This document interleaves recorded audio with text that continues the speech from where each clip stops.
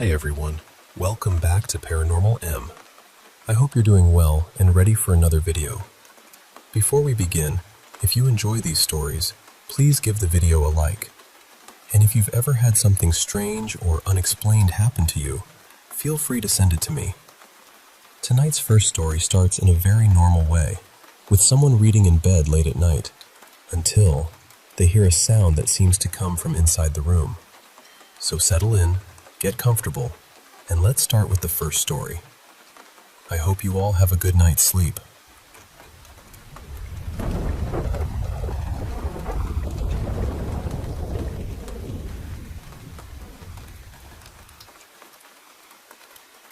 I was probably 16, maybe just shy of 17, and I remember lying in bed way later than I should have been. I'd been reading this paperback I was completely hooked on. I couldn't tell you the title now, but I remember that feeling of trying to squeeze in just one more chapter before finally giving up for the night. So I closed the book, set it on the little table beside my bed, and just as I was getting settled, I heard this sound. It was loud. Not just house-settling loud. Not a creak. Not the mattress springs. Not the walls popping because of the weather. It was this deep, ugly mix between a growl and a belch. Long, wet, rough, and way too close. And I mean close. It sounded like it came from inside my room. I froze completely. I don't think I even blinked. My whole body went still in that way it does when your brain is trying to decide whether you're in danger, but it doesn't have enough information yet. I just lay there, listening. Part of me was waiting for someone to crawl out from under the bed, or step out of the closet, or breathe again. Anything that would explain it. But there was nothing. After a few minutes, I got brave enough to move, though honestly, brave is generous. I slowly stood up on the mattress and backed toward the wall, because my bed was pushed against it. In my terrified teenage logic, I figured if something was under the bed, it would have a harder time grabbing me from there. So I stood there, on my bed, pressed against the wall, barely breathing. I stayed like that for a ridiculous amount of time, at least half an hour, maybe longer. No scratching, no footsteps, no whispering, no second sound. Eventually, I knew I couldn't stay there forever, so I did the only thing my panic-struck brain could come up with. I ran from the head of the bed, launched myself as far toward the door as I could, hit the floor hard, slammed my knees, and knocked my head against the wall. I didn't feel any of it. I bolted straight out of my room, tore through the hallway, and ran into my parents' bedroom. I woke my mom up and told her there was someone in my room. She grabbed a baseball bat and the cordless phone, which, for anyone too young to remember, was basically a housebound cell phone with an antenna that could absolutely become a weapon if the situation called for it. She turned on every light, marched into my room, and yelled that she was calling the police, and whoever was hiding had better come out right now. Nobody did. She checked under the bed. She opened the closet. She looked behind the door, around the furniture, everywhere. Nothing. Then she looked at me with that tired parent face. The one that says, "I love you, but are you sure you didn't just scare yourself half to death?" And I kept telling her, yes. I heard it. I know I heard it. She told me I was getting too old to be afraid of monsters under the bed, turned off the light, and went back to sleep. The second she left, I turned the light right back on. I spent the rest of the night sitting in the corner of my bed with my knees pulled up to my chest, listening. Just waiting for that sound to happen again. But it never did. And listen, I know how this sounds. I know people will say I was half asleep or dreaming or imagining things. I wasn't. I was wide awake. I had just put my book down. I know the difference between an old house noise and something alive making a sound in the room with you. I've never heard anything like it before, and I've never heard anything like it since. And that's the part that stays with you. When you hear something in a place where it absolutely should not be, something that feels like it doesn't belong in the world you understand, it leaves a mark. You don't forget a sound like that.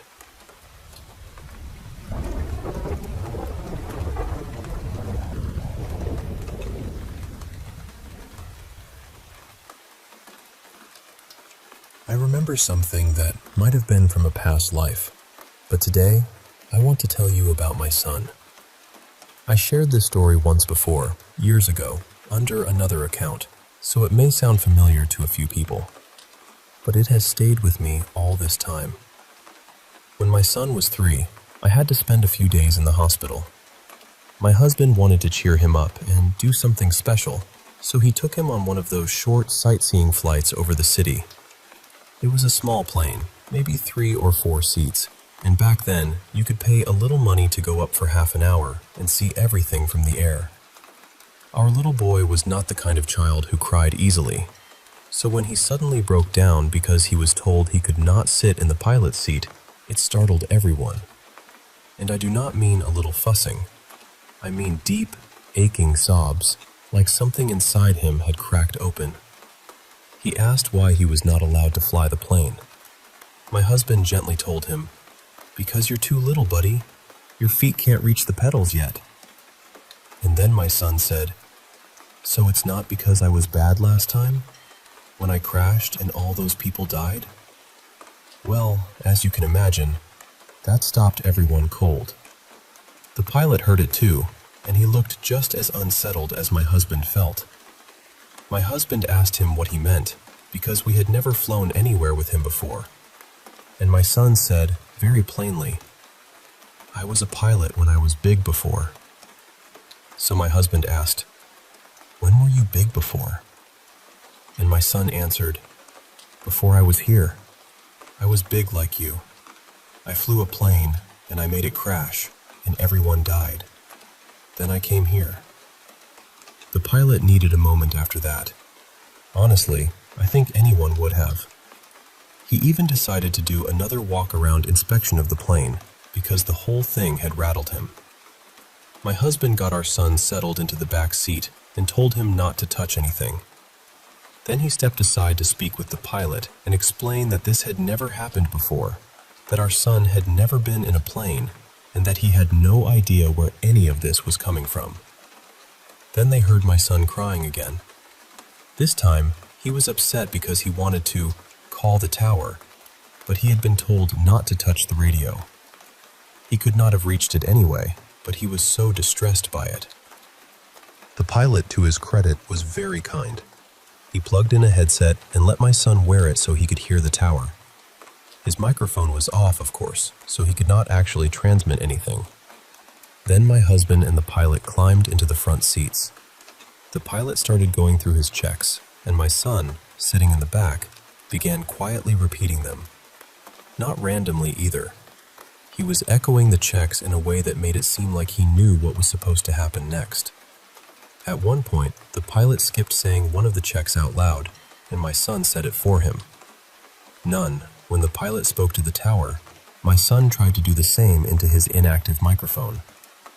According to my husband, he used the kind of phrasing and order that pilots use. I do not know aviation language, so I cannot explain it properly, but my husband said the pilot went pale all over again.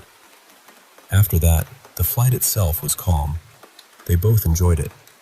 But when they came to see me in the hospital later, the very first thing my son said was, "Nobody is mad at me about the crash anymore." I had no idea what he was talking about. He seemed relieved, almost glowing with it. My husband explained the whole thing to me later, during another visit, and I remember just sitting there trying to take it in, and that would have been strange enough on its own. But 3 years later, when our family went to an aircraft museum, it happened again. By then, my son was 6. The museum had an old World War II aircraft being restored. I believe it was a Mosquito, though I could be remembering that part imperfectly. Someone working on it offered to take us inside, and my son was thrilled. But once we got inside, his excitement changed. He started looking around and pointing out things that were not right. He mentioned several details, and every single one of them turned out to be something modern that had been added later, something waiting to be replaced with an original part. or something original that had been moved from where it should have been. The mechanic was stunned. He said something like, "You must be real aircraft people at home." But we are not. My husband likes small planes, but he is not a warplane enthusiast. I have no special interest in planes at all. I suggested maybe our son had seen a book at his grandparents' house or something like that. But my son said, "No." I know because I trained on one of these when I was big before. We had not talked to him about the first incident since it happened. We honestly thought he had forgotten all about being big before. My husband asked him gently, "Was this the kind of plane you were flying before you came to live with us?" And my son said no. He said the plane he crashed was wooden and it could land on water. He said he had made a bad mistake while flying it, and people died because of him. He became so sad as he said it. That heavy kind of sadness no little child should be able to carry. So we told him again that he was here now, that he got to start over, and that no one was mad at him. That seemed to help.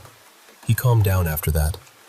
Meanwhile, the mechanic looked completely bewildered, so I took the kids to another part of the museum while my husband explained what had happened 3 years earlier. Nothing strange like that has happened since.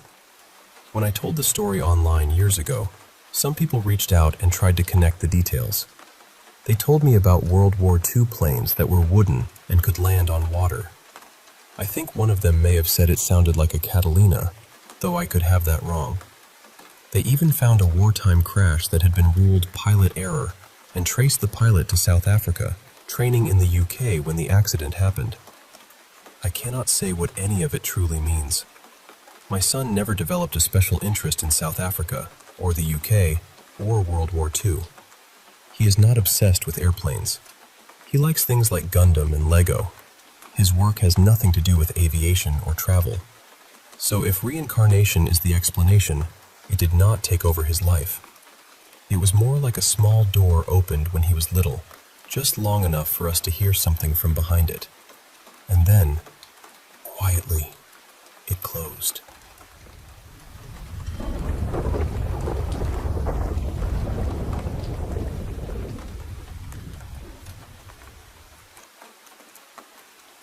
You know, the way it sounded on that camera really stuck with me. It almost sounded like someone was saying, "Mommy missed you," but stretched out in this strange, creepy voice. And I know you're pretty sure you didn't say it yourself and just forget about it, so I keep trying to make sense of it in a normal way first. Part of me wonders if it could have been some kind of audio glitch. Maybe the recording buffered wrong, or the sound slowed down for a second and made a regular voice come out warped and unsettling.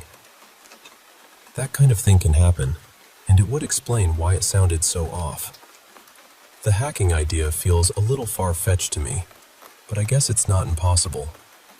What makes it creepy is thinking, what if some stranger had been watching the camera long enough to know your routine? Maybe they knew when you usually came home, knew you greeted the dog, and in their weird little mind, they decided to talk to him like they belonged there. Honestly, that idea bothers me more than the ghost explanation. A spirit saying something strange is one thing. Some random person watching your house and talking to Milo through the camera is a whole different level of disturbing. Do you have any cameras pointed toward the driveway or the front of the house? Because if someone did have access, they might have been able to see when you pulled up. Then they would know you were about to walk in and greet the dog. I'm not saying that's what happened. I'm just trying to understand why a person would say something like that at that exact moment. And no, you don't need to send me the ball video for me to believe you. I'll take your word for it. I've had a few things happen in my own life that I still can't explain. Things I saw and heard myself. So I'm not someone who automatically dismisses everything. I do try to look for the logical explanation first, though, because most of the time, there is one hiding somewhere. Still, if I had to choose between a hacker and a ghost, I think I'd rather it be a ghost. That probably sounds strange, but I mean it. The idea of some weirdo watching me and talking to my dog about how much I love him feels way creepier than some harmless spirit passing through. I've had a few experiences that felt haunted, and I never got hurt. People I trust have told me similar stories, and they were fine too. The ball rolling doesn't surprise me too much, because something kind of similar happened to me not long ago. I didn't see it happen, but I heard it. Something flew off the wall from a secured hook, and there was really no way it should have fallen on its own. The hook was still firmly in place. For that object to come off, it would have had to lift up, curl around the hook, and then somehow land about 5 feet away from where it should have dropped. I was sitting in the other room, heard it hit hard, and went to look right away. What made it even stranger is that 3 family members had passed away in that house. I don't know why any of them would want to bother me, but still, it made the whole thing feel heavier. Another time, I saw what looked like the shadow of a cat moving across my bedroom wall. I caught it out of the corner of my eye, then turned and watched it move toward the dark closet. It kind of shrank into the darkness and disappeared. At first, I assumed it was my cat's shadow, but my bedroom door was shut. I searched the room right after, and there was no cat in there. There weren't many places for him to hide either. The closet door was only cracked a tiny bit, not enough for him to slip in unnoticed. I left the room slowly, staring down at my feet to make sure he didn't rush past me, even though he didn't usually do that. Then I closed the door behind me and found him lying somewhere else completely. That one still feels unexplained to me. I tested the lighting afterward, checked every angle where a shadow could have come from, and it just didn't make sense. It was nighttime. I had blackout curtains, and the only light in the room was from the TV. So yes, I do believe there can be something paranormal out there, whatever people want to call it. I just think it's rare. Most of the time, probably 9 times out of 10, there's a normal explanation if you look hard enough. But if you can post the video of the ball rolling without too much hassle, I'll definitely watch it. I'm not really sure how easy that is on Reddit, whether you can send it in a message or if you'd have to make another post. I don't really DM people there much, so I'm not the best person to ask on that part. Still, if you're able to share it, I'd be interested to see it.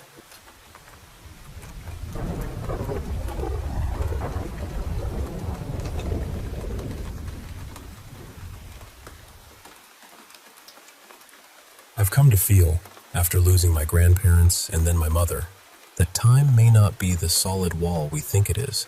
Not in the way it feels to us while we're living inside it, anyway. After my mother died, I came home exhausted from planning her service and trying to hold myself together. My little boy, Caleb, was confused and heartbroken. He kept asking what had happened to his grandma. I didn't tell him she had become an angel in the clouds. I didn't dress death up as something soft and simple. And I definitely didn't tell him that being present for dying is anything other than one of the hardest things a person can ever witness. But I did tell him this. I told him that the love people give us while they're alive is a kind of energy.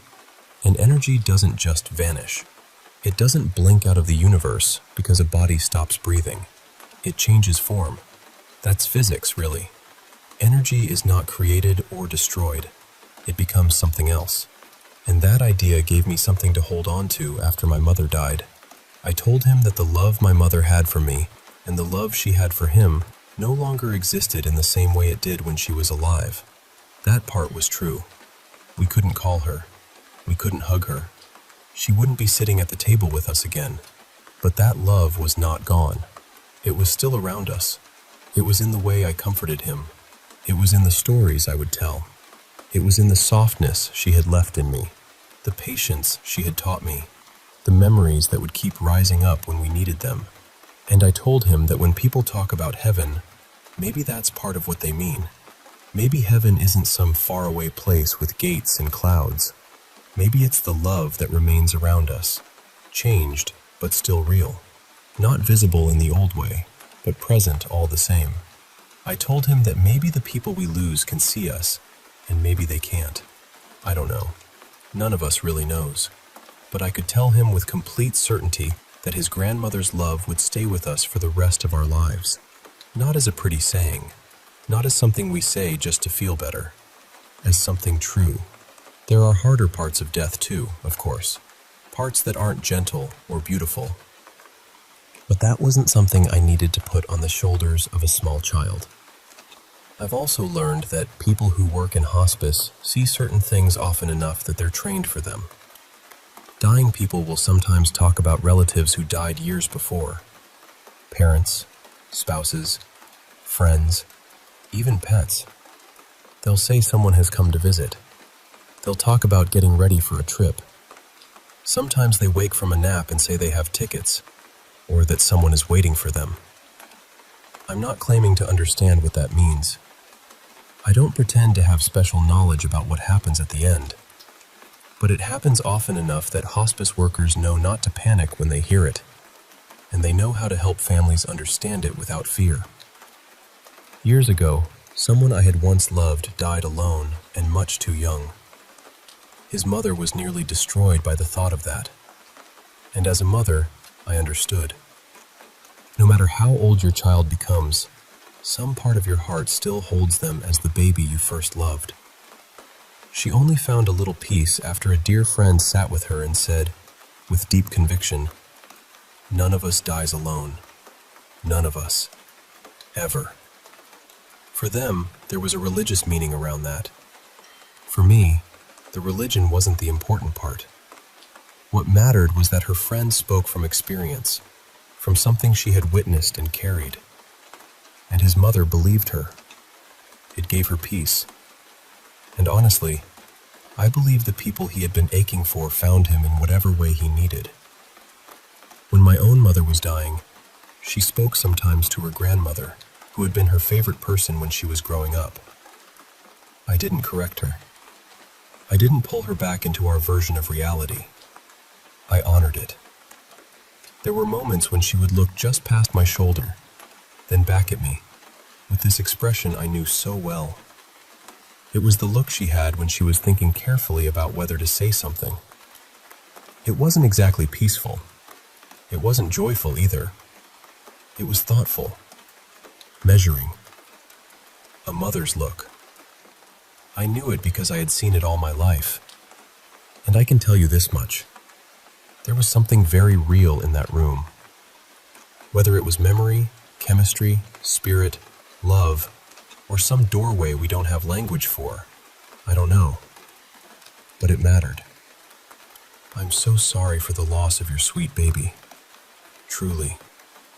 There are no tidy words for that kind of grief. Baby loss is its own country, and no one should have to learn its roads. I once heard someone say there are always 3 generations with us: those living in front of us, those who have died, and those who have not yet been born. That thought has stayed with me. I don't need to know everything beyond that. I don't need to argue about psychics or angels or signs. Those things may bring comfort to some people, and that's fine. But for me, the center of it is simpler. There are the ones who came before us. There are the ones here now. There are the ones still coming. And maybe your baby belongs, painfully and tenderly, to more than one of those places. Maybe one day, when your own journey comes, you will meet again in whatever form love takes next. Maybe none of us can say for sure. I'm not an authority on any of this. I would never want to press a belief into someone else's grief. But I do hope, with my whole heart, that peace finds you somehow. Not all at once, not perfectly, just gently, when it can. Because love does not leave the universe. It changes shape. And sometimes, somehow, it still surrounds us.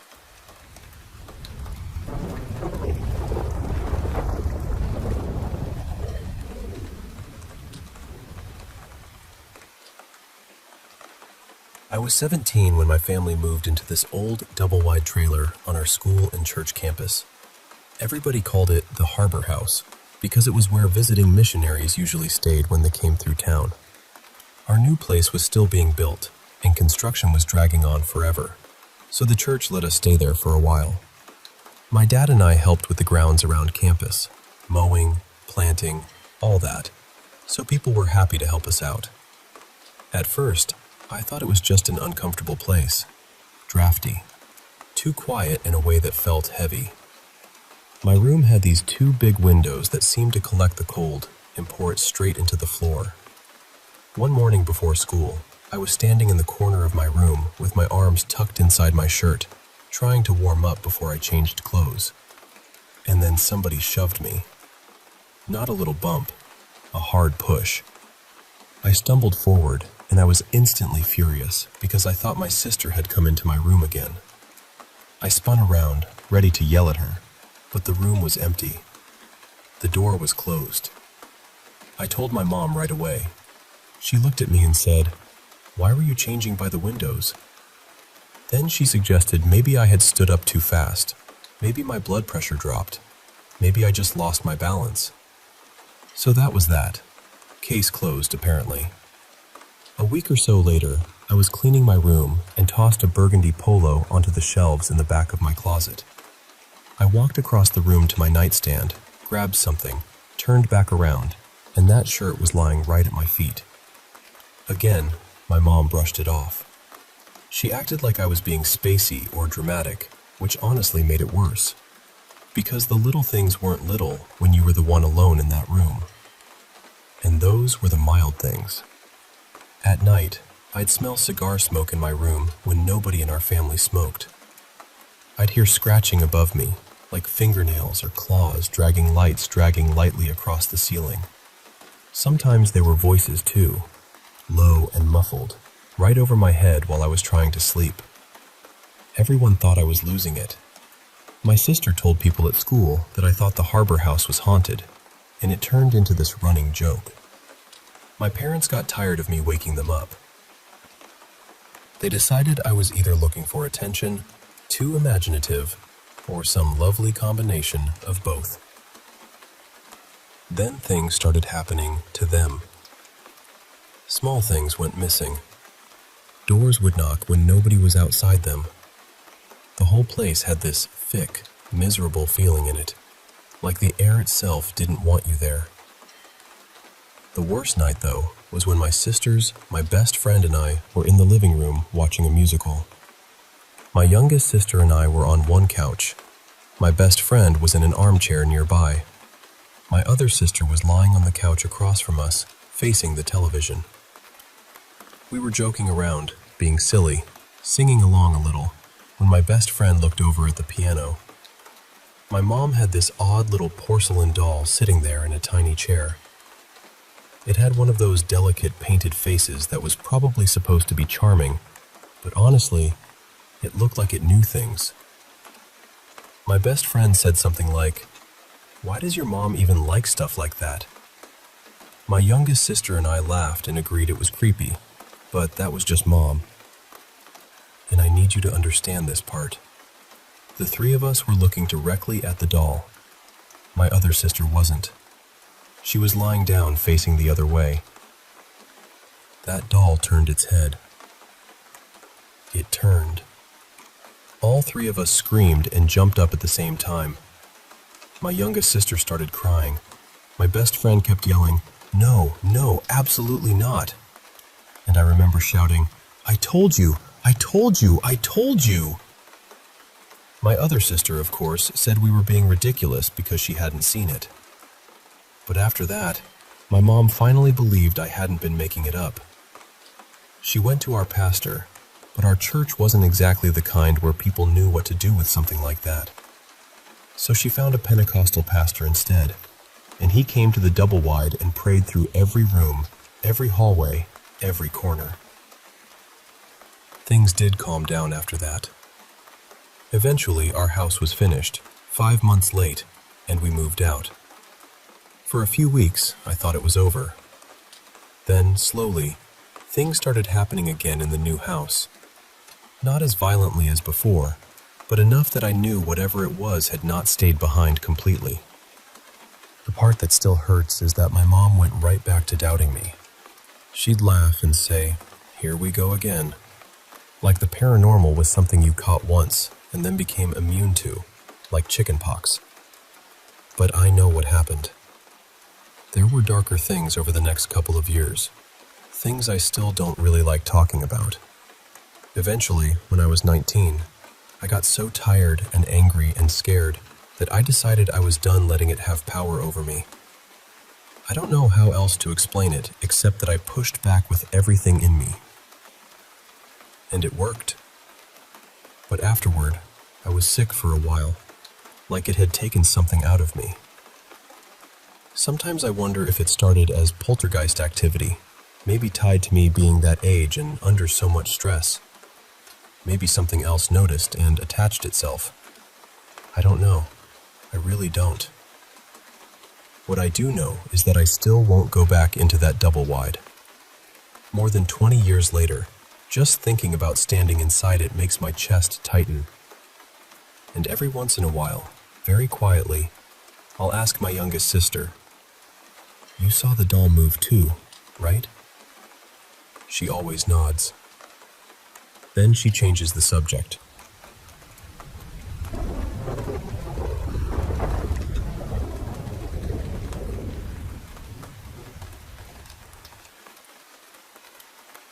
You know, I've said this for years, and I mean it from the bottom of my heart. If someone ever wanted real proof that something paranormal exists, I'd tell them to spend one night in my late grandparents' old house. My Uncle Darren owns it now, but when I was little, that house belonged to my grandparents. And even as a kid, before anyone had ever explained ghosts or hauntings to me, I knew there was something wrong there. It was always the back foyer that got to me, that little area with the staircase leading up to the second floor. I hated it. I mean, I truly hated it. Every time I had to walk past it, I'd get this awful feeling that something was watching me from the top of the stairs. Not just watching either, staring. It felt heavy, angry almost, like every instinct in my body was begging me to get away from there. My skin would prickle, my stomach would drop, and I'd feel this pressure in the air that I still don't know how to explain. And for some reason, I always felt like it was a man. Nobody told me that. Nobody planted the idea in my head. I was too young to even understand what a haunting was supposed to feel like. I just knew that whatever was there felt male, and it did not feel kind. The worst nights were the ones when I had to sleep upstairs. There was a little bed set up in the room just outside my grandparents' bedroom, and I dreaded sleeping there. I'd lie under the covers, trying not to move, and sooner or later, I'd hear it. Footsteps. Slow ones. That old house had wooden floors, so every step made a sound. Creak, pause. Creak, pause.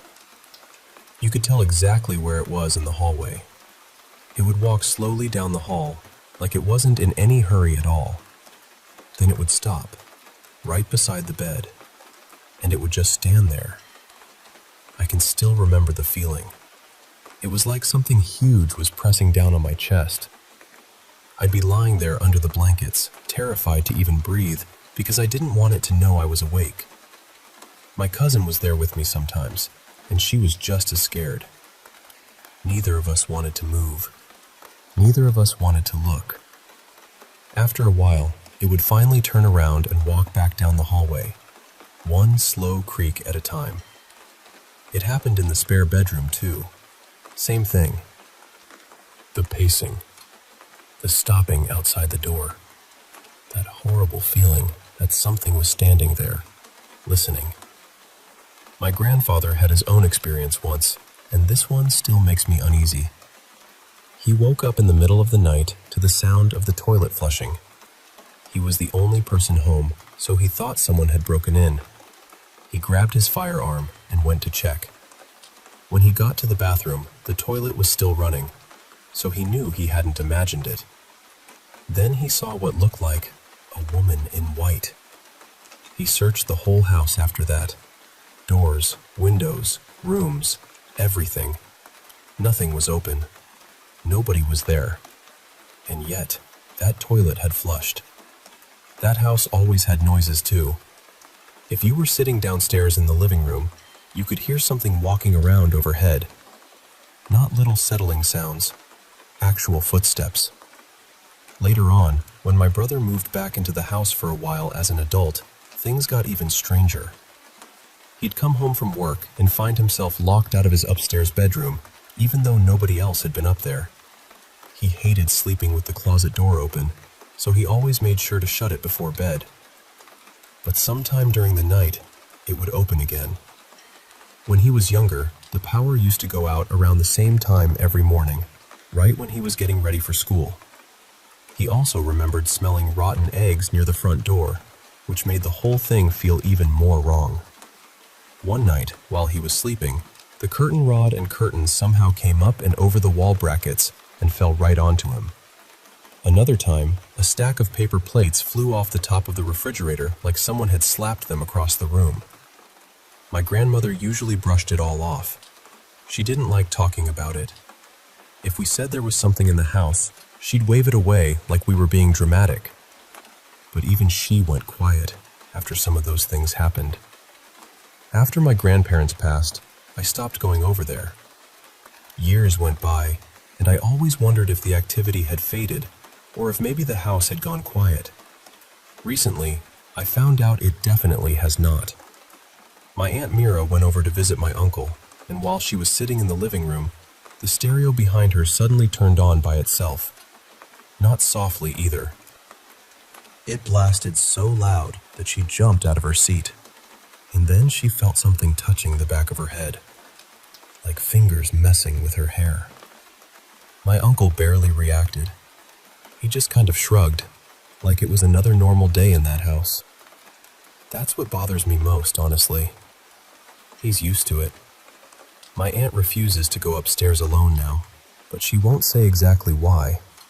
And I don't push her, because I think I already know. Some houses hold memories. That one holds something else.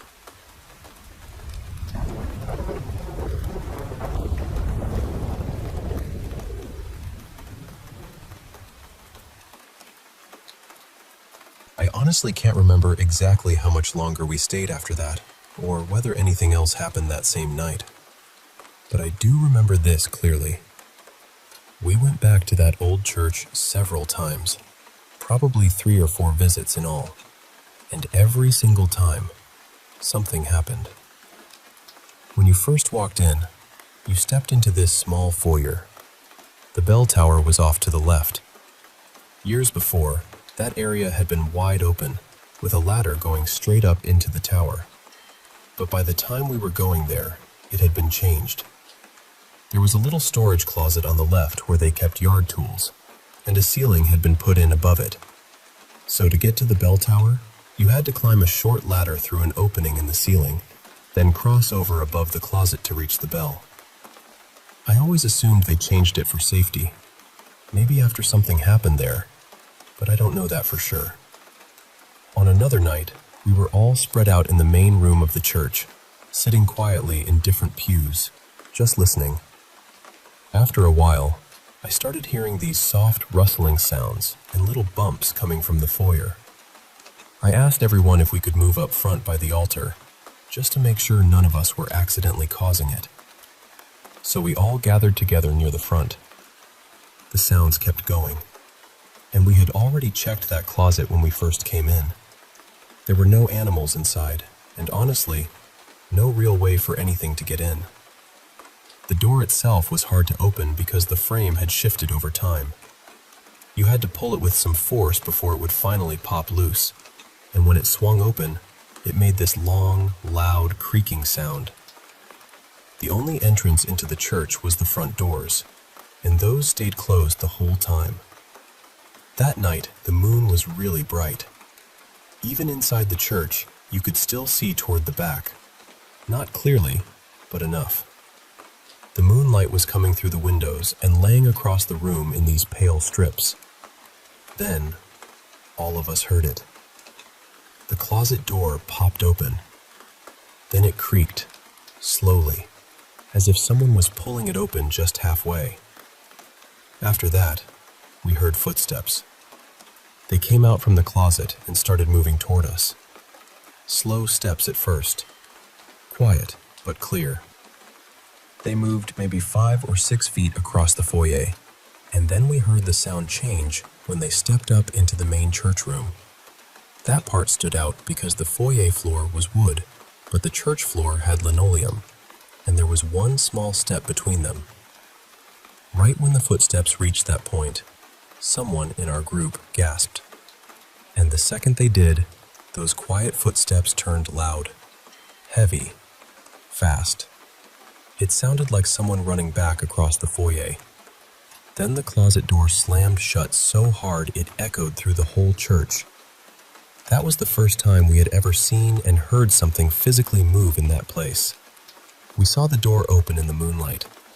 We heard the pop when it came loose, the creak as it swung open, the footsteps coming closer, then the louder, pounding steps running away. And then, that final slam. I still think about the difference in those footsteps. Coming toward us, they were faint and careful. Going back, they were panicked and heavy.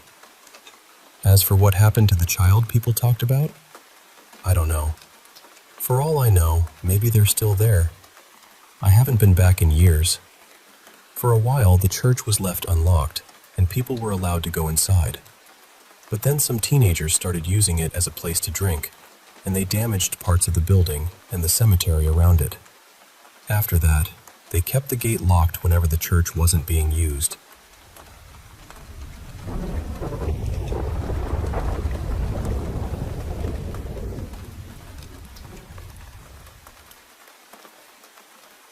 So, I don't know that I would call this story crazy, exactly.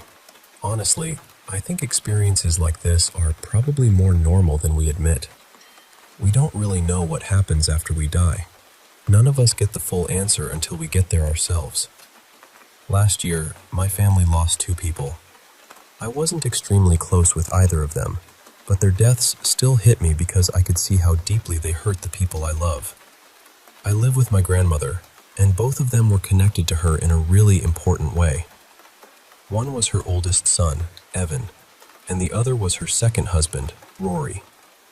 After my Uncle Evan passed, something strange happened a couple of times before bed. We'd be settling in for the night, and the kitchen light would suddenly turn on by itself. It wasn't one of those touch lights or anything automatic. It was a regular flip switch. My grandmother called out to me and said, "Jamie, did you just go into the kitchen? Did you turn that light on?" And I said, "No, I'm in my room." She said, "Well, the light just came on by itself." And honestly, I wasn't scared. I felt kind of comforted. I just said, "Hello?" "Aw, maybe that's Evan stopping by to see us." A little while after that, we brought one of his paintings home and hung it in the hallway. After that, the kitchen light stopped turning on. Then, after Rory passed, we started noticing something else. The shed in the backyard kept opening. Not just a little crack either. It would be standing open, day after day, for about a week or 2. Nothing inside was moved. Nothing was missing. It was just open. My grandmother would ask me, "Did you open the shed today?" And I'd tell her, "No, I didn't." The odd thing was, we barely ever went in there. It still had some of Rory's things inside too, and that shed wasn't easy to open. The door was heavy, there wasn't a window in there for wind to push through, and we usually kept a loose lock sitting through the handles. This all started after we cleaned out the garage and packed up the rest of his belongings. It was one of those bittersweet chores where you feel like you're doing what needs to be done, but every object feels like it has a heartbeat.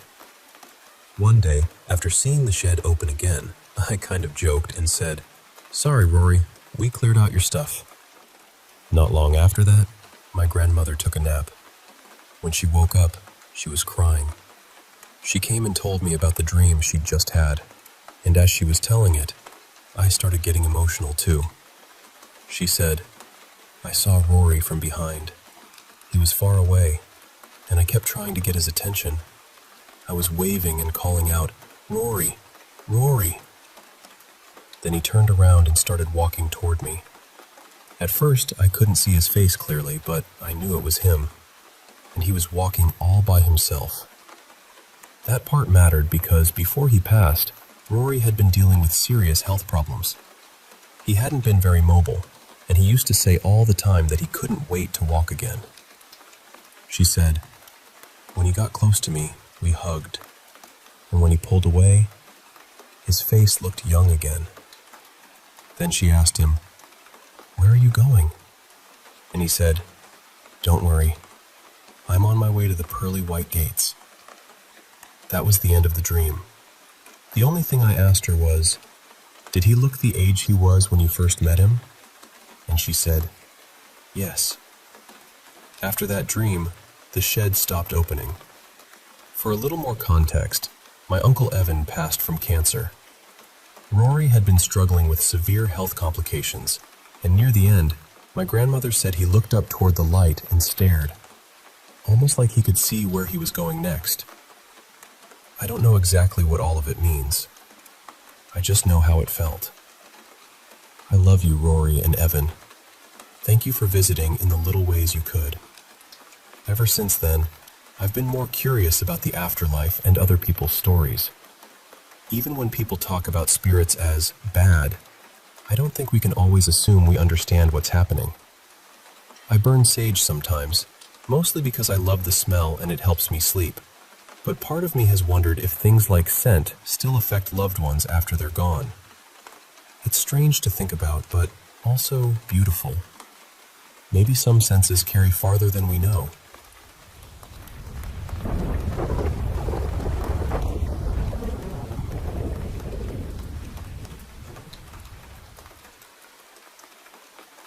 I've had strange things happen around me for as long as I can remember, honestly. And it's not just me. My mom had things happen to her when she was young too, so I grew up knowing that some things don't always have a neat little explanation tied around them. One of the first things that really stayed with me happened when I was little, probably around 7 or 8. I was brushing my teeth one morning, half asleep, just staring into the mirror like you do. And in the reflection, I saw this dark figure standing in my brother's doorway. At first, I thought my eyes were playing tricks on me, but when I turned around, it was still there. It didn't move. It didn't fade. It just stood there. I remember waiting for a second, hoping it would somehow make sense, and then I ran downstairs. My mom didn't brush it off. She didn't laugh or tell me I was imagining things. She went straight upstairs with my dad. Later, she told me she'd seen the same kind of figure when we first moved into that house. I would have been about 4 then. She saw it leaning over my brother's cot while he was downstairs. So that has always sat badly with me. Another thing I only really pieced together recently was about this huge stuffed koala I had when I was little. I wanted it so badly in the shop. I mean, full tears, clinging on to it, the whole dramatic child performance. It was almost half my size. My parents ended up getting it for me for Christmas, and I kept it on my bed for ages. But sometimes, I could swear it had shifted slightly, like it wasn't exactly where I'd left it. I kept telling myself it was just the bedding moving, or me knocking it in my sleep. Then one night, its arm lifted up and dropped right onto my head. After that, I never slept with it again. I still own it, weirdly enough. I just don't keep it anywhere near my bed. Things also seem to get more active around Halloween, which I know sounds painfully cliché, but it's true. We've had doors slam, running footsteps through the hallway, sounds going down the stairs, then into the downstairs hall, and then the kitchen door opening by itself. That was the night my mom put her cross back on, and basically decided she was done playing brave. The voices are newer, though. I never used to hear voices before this year. Since early last summer, everything has become more intense, and lately, it feels like it's getting out of hand. I've been struggling to sleep, and if I stay upstairs too long, I start feeling sick, like the air has gone heavy. The worst part is that the voices sound almost exactly like my youngest sister and my brother. With everyone else, it's a little off, just enough that you know something isn't right. But with those two, it's frighteningly close. It'll call our names, use nicknames, all of it. My other sister once had an entire conversation with something outside the bathroom door because she thought it was our youngest sister. That's how convincing it can be. We try not to answer it. We really do. But sometimes, it catches you before you've had time to think. More recently, things have started moving. Not disappearing and turning up somewhere else, but actually moving in front of us. A controller flipped off the sofa. A football slammed down onto the floor. A little crochet sonic tapestry my friend made me was thrown off my bed and hit me in the head. It didn't hurt, but it made absolutely no sense. It was balled up and came at an angle, like something had tossed it. For context, we live in England, in one of those older 1950s houses. It was built over old lime quarries, so there are sinkholes around the area sometimes, though never right next to us. For years we blamed little sounds on floorboards, pipes, the structure, all the normal house stuff. But after the council came out to fix a few things, and after structural engineers checked parts of the house, it honestly felt like the activity got worse. There are 6 of us living here, so for a long time we assumed noises were just each other. Someone walking around, someone opening a door, someone moving something. But now, we know when it isn't one of us. Yesterday wasn't too bad, mostly because I slept downstairs for a lot of the day. There was no way I was staying alone in my room after what happened earlier in the week. I did hear my sister's metal bunk bed creaking upstairs, like someone was climbing into it and shifting around. And then there was a growl near my bed. I can't even properly explain what it sounded like. It didn't sound English. It didn't sound like my mom or anyone in the house. It was just this low, awful sound, and I knew very quickly that it wasn't normal. Apart from those 2 things, yesterday was quieter. Today I've been out most of the day, and honestly, being away from the house has helped. I'm not really sure what to do anymore. I'm trying to stay calm, and I know some of it probably sounds unbelievable, but living with it is different. When it knows your family's voices, when it moves things, when it makes you feel sick just being upstairs, it stops feeling like a few odd noises in an old house. It starts feeling personal.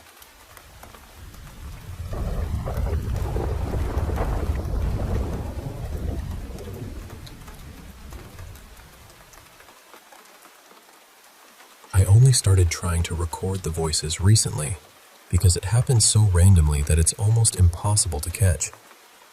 1 minute the house is completely normal, and then the next, someone hears something they absolutely shouldn't. We've been talking about getting an indoor camera, maybe one of those little home security ones, but they're so expensive. And with birthdays coming up this month, plus my formal next week, money is already being stretched thin. My mom has seen the same shadow I saw. We haven't seen it that clearly in years, thankfully, but I do still catch quick glimpses of something now and then. As far as I know, nobody else has seen it as a full apparition. But the voices? We've all heard those. Even my dad, and he is the biggest skeptic in the house. And yes, we've heard them together, in the same room, at the same time. One of the creepiest things happened to my sister, who's 14. She was in the bathroom, and she heard what sounded exactly like our younger sister, who's 9, outside the door. It was mimicking her voice. But when she came out, our little sister wasn't there. She hadn't even come upstairs yet. And after that, it started mimicking my 14-year-old sister too. The strange thing is, most of us actually sleep pretty normally.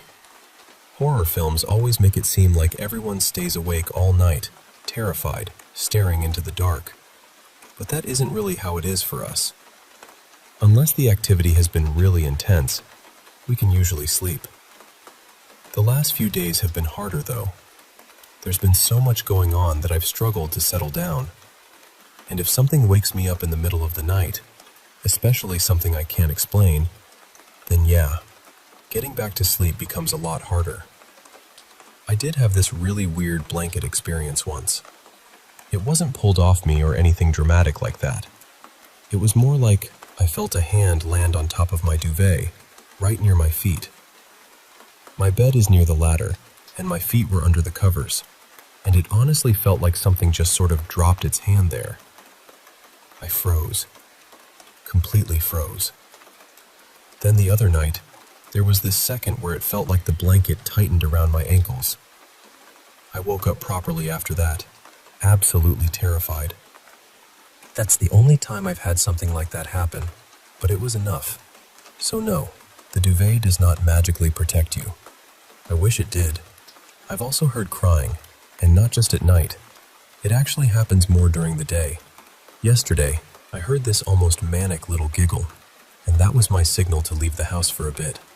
I just thought, nope. I've seen enough horror movies to know when to remove myself from the situation. I haven't heard the giggle again since, thankfully. Ever since I was a kid and saw something in the bathroom mirror, I've always shut the bathroom door behind me. We still have that mirror, by the way, but it's hidden away now, and honestly, it has its own story. When I'm in the bathroom, I'll often stand with my back to the sink so I can see the whole room. I know that sounds ridiculous, but I don't like the idea of anything popping up behind me. My mom has had strange things happen outside the house too, especially in her car while it was parked out front. That's another story on its own. We haven't tried cleansing the house yet. My mom comes from an Irish Roman Catholic family, but she refuses to use holy water right now. When she was 17, her dad died suddenly, and weird things started happening in their flat. They had a priest come in to bless the place, and she said the moment he stepped through the door, the whole atmosphere changed. But after the cleansing, things got worse. They ended up moving out. The only thing we still have from that flat is an old family Bible. It's been passed down to the eldest daughter for at least 5 generations. I really don't think anything is attached to that, but I do wonder about the mirror. I'm pretty sure it came from my mom's side of the family too, so that's where we are right now. Still hearing things, still trying to catch proof, still not completely sure what we're dealing with, but I hope that gives a bit more detail.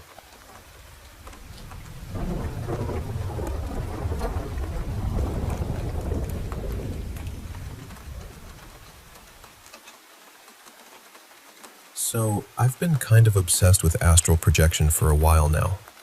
Not in a casual way either. More like, I kept wondering if there was some hidden door out of ordinary life. I haven't exactly been happy with my waking world, so part of me thought, maybe I can just slip out of my body for a while and go somewhere else. But after last night, I don't know. I really don't know. I was lying in bed, right on the edge of sleep. You know that strange in-between place where your body feels heavy, but your mind is still flickering? I kept repeating the same thought over and over in my head. I want to leave. I want to leave. And for a second, it actually felt like something was happening. It felt like I was sinking down through myself, like my body was becoming a shell above me. But every time I got close to letting go, something pulled me back, or scared me back. Not a noise, not a thought, something. I haven't tried again since.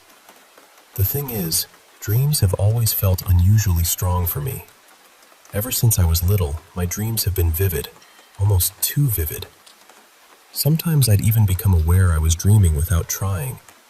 And honestly, I think those dreams helped me survive things I didn't know how to handle when I was awake.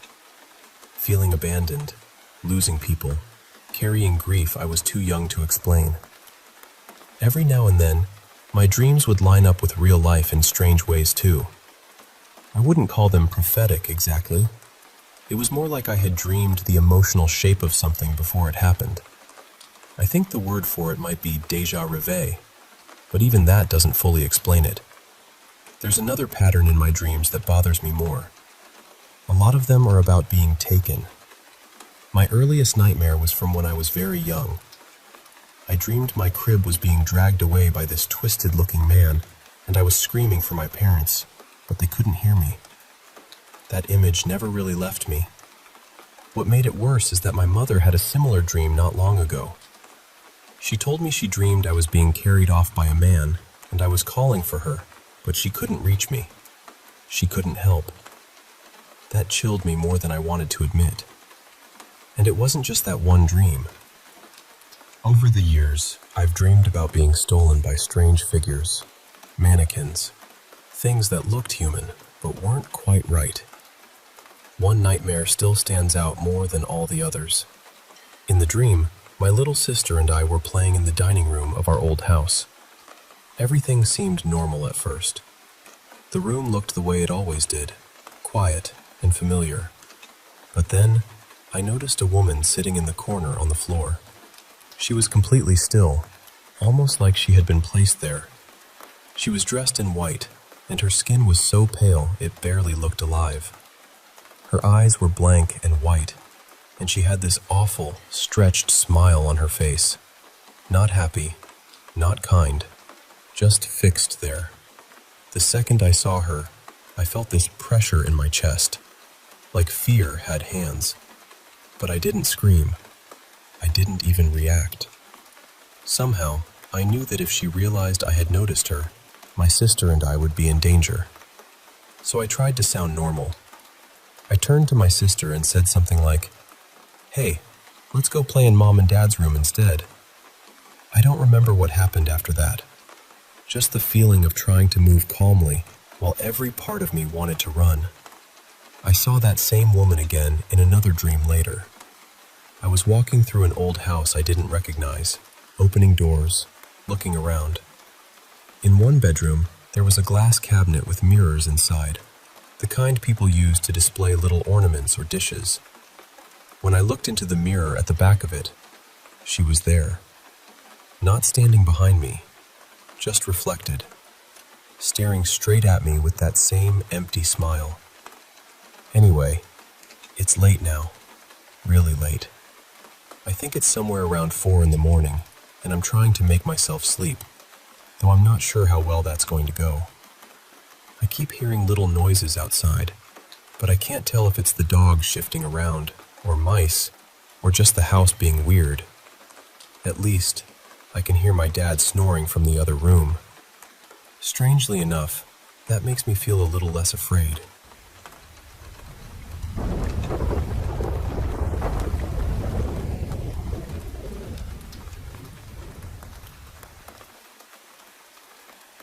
I've shared this story before, but it's been long enough that I feel like telling it again. And honestly, it still sits with me in a way I don't really know how to explain. I was 17 at the time, and I'd had this awful fight with my family. It was one of those teenage blow-ups where everything feels massive and unfair, and I wanted them to feel guilty. Not in any logical way, just in that dramatic, wounded way you think when you're young. Like, maybe if they saw how badly they hurt me, they'd finally understand. So after everyone left the house to pick up dinner, I stayed behind alone. I went into my mom's room and took this framed photo she kept of me and my closest friend. I put it on a dinner plate in the kitchen. And this is going to sound ridiculous, because it was ridiculous, but I squeezed a crooked symbol onto the table with ketchup. I set the plate in the middle of it and lit the photo on fire. I was furious at first, just shaking with it. But then, all at once, the whole room changed. It felt like the air got heavy. My anger just disappeared, like someone had cut a wire inside me, and in its place was this deep, freezing dread.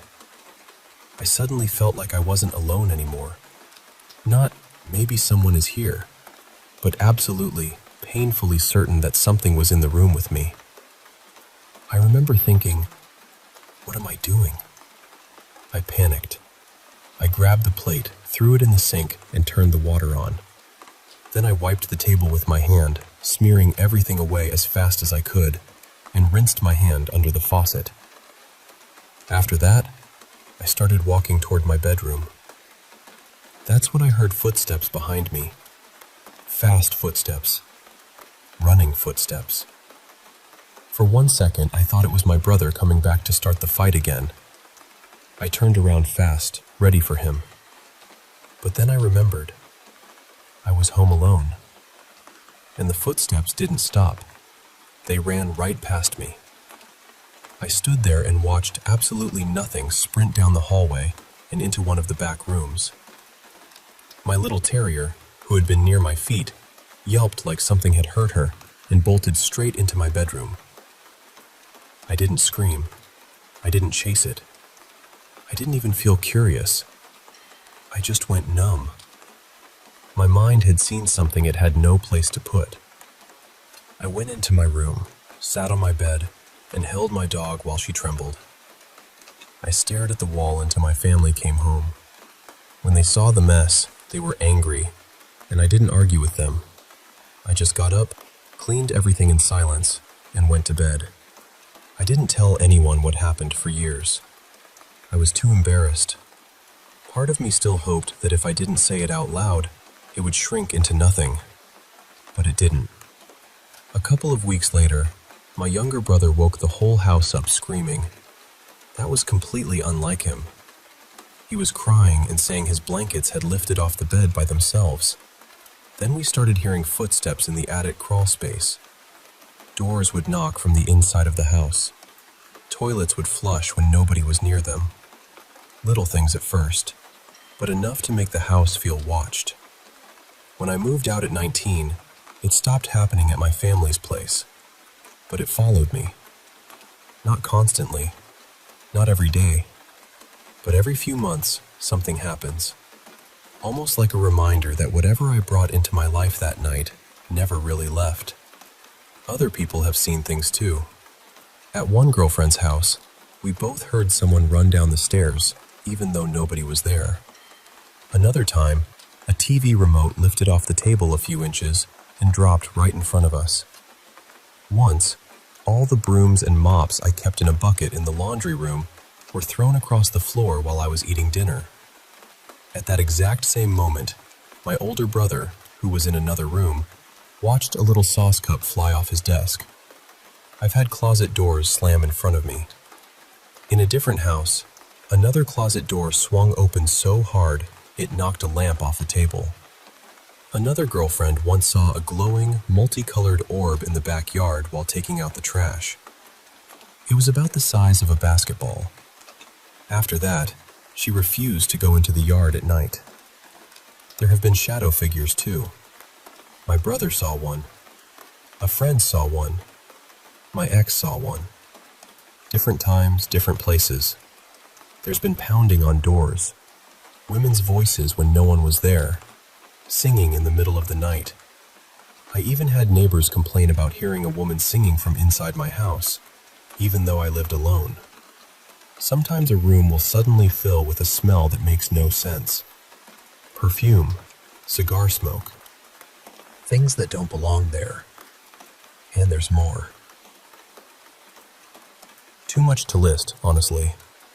Another strange thing is that when people sleep near me for the first time, they often say they had terrible nightmares. Not just bad dreams, but the kind that shake them up the next morning. The most recent thing I saw myself was my closet door flying open and knocking over a lamp at around 4 in the morning. That happened in March 2025. And just a few weeks ago, my brother was house-sitting for me and told me he saw a shadow figure standing in the hallway. The part I hate talking about most is the dreams.